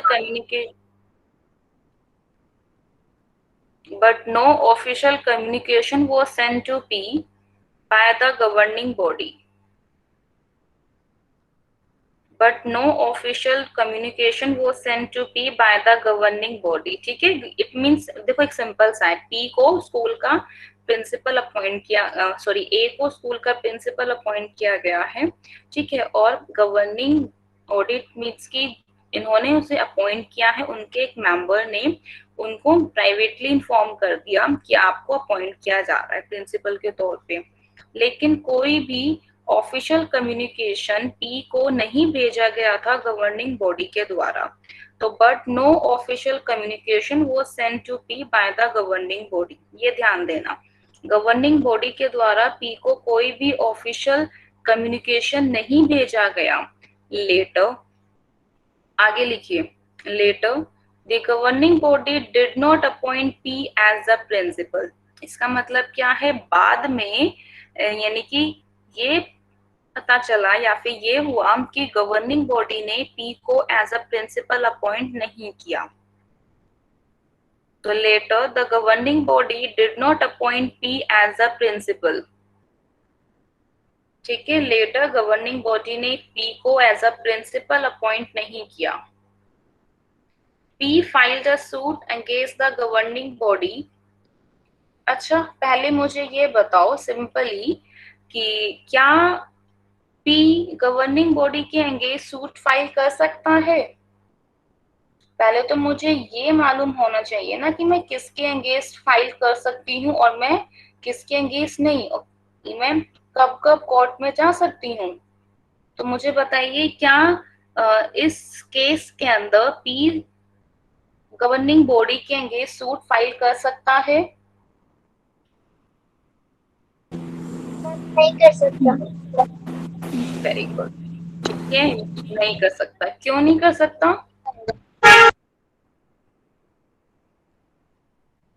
बताओ क्यों नहीं कर सकता? क्योंकि उन्होंने ऑफिशियली अनाउंस नहीं किया है। ऑफिशियली अनाउंस नहीं क्योंकि किया, कोई लीक कम्युनिकेशन, यहाँ पे कम्युनिकेशन का है। ठीक है, क्योंकि यहाँ पे जो कम्युनिकेशन है वो फुलफिल नहीं हुआ था।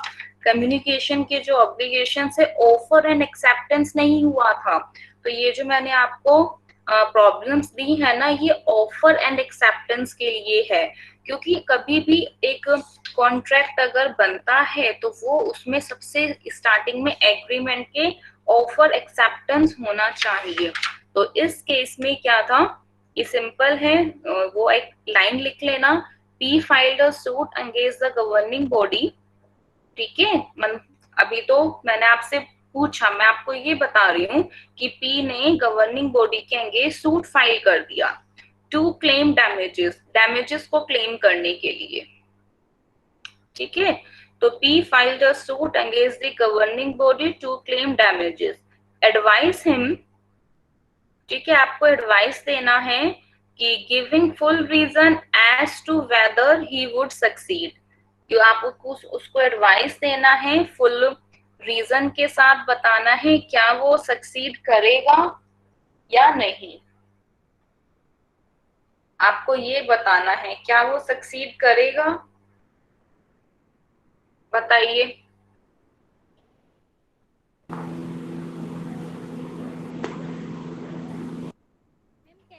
लिखा है P filed a suit against the governing body to claim damages. ठीक है, तो उसने ऑलरेडी सूट फाइल किया है गवर्निंग बॉडी के अगेंस्ट।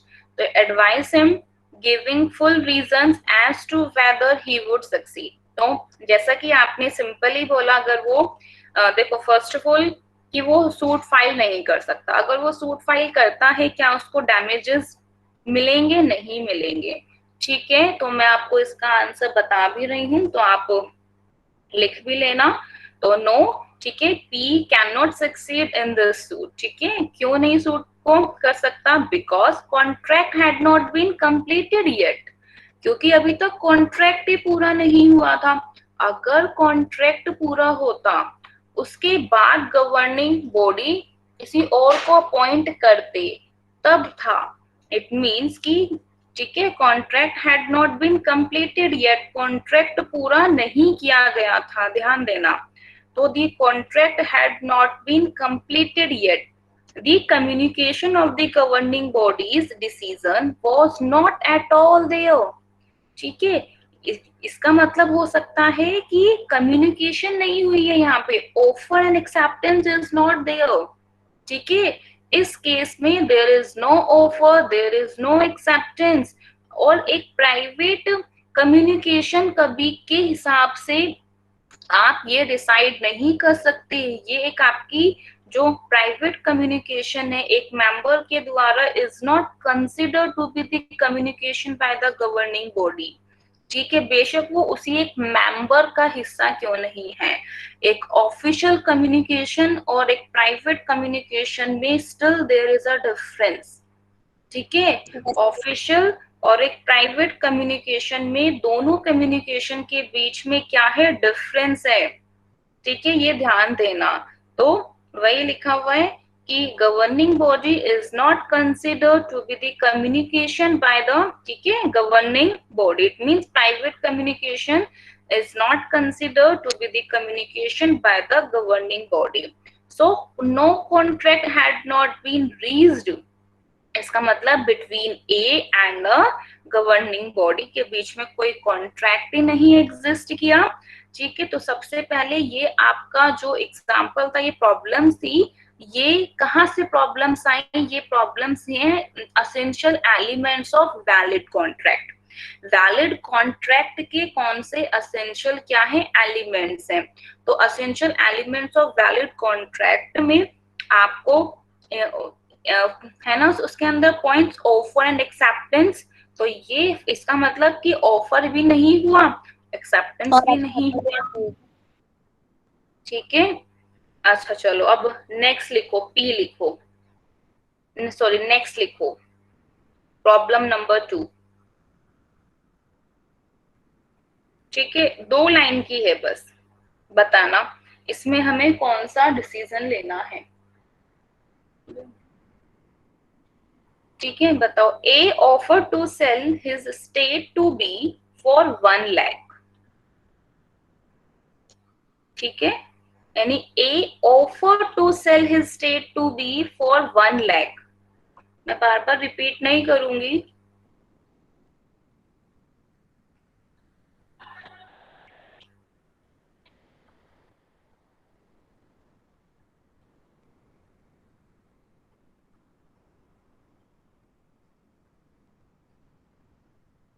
ठीक है। तो A offer to sell his state to B for 1 lakh, ठीक है। तो ए ने ऑफर किया है सेल करने के लिए स्टेट बी को 1 लाख के लिए,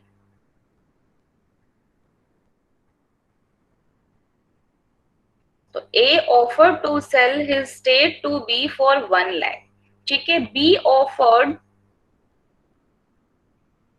बी ने मतलब एक तो ए ने ऑफर किया 1 लाख के लिए, ठीक है। बी ने फिर मतलब बी ने ऑफर किया, बी ऑफर्ड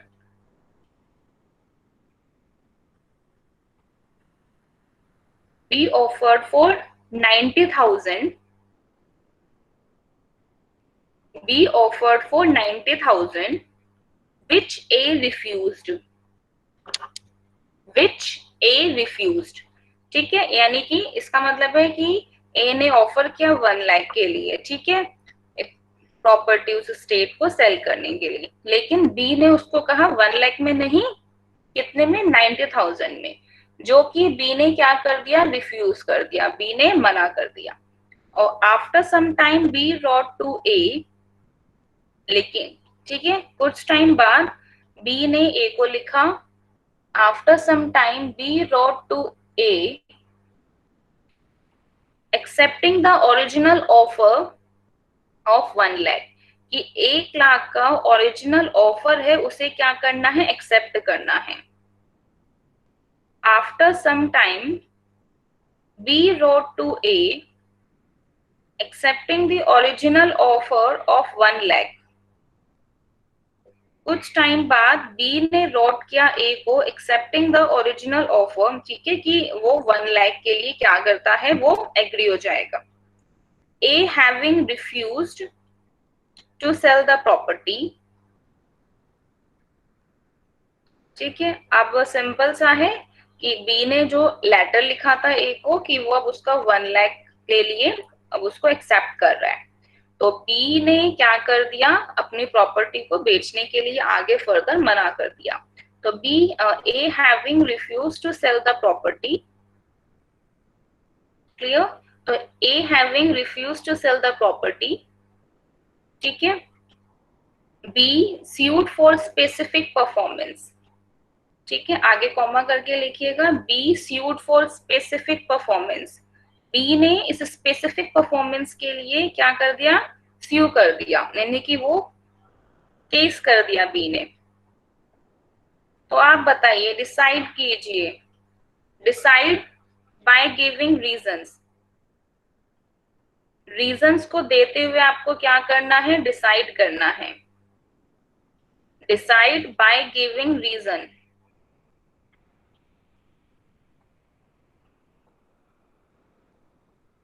ठीक है, डिसाइड बाय गिविंग रीजन।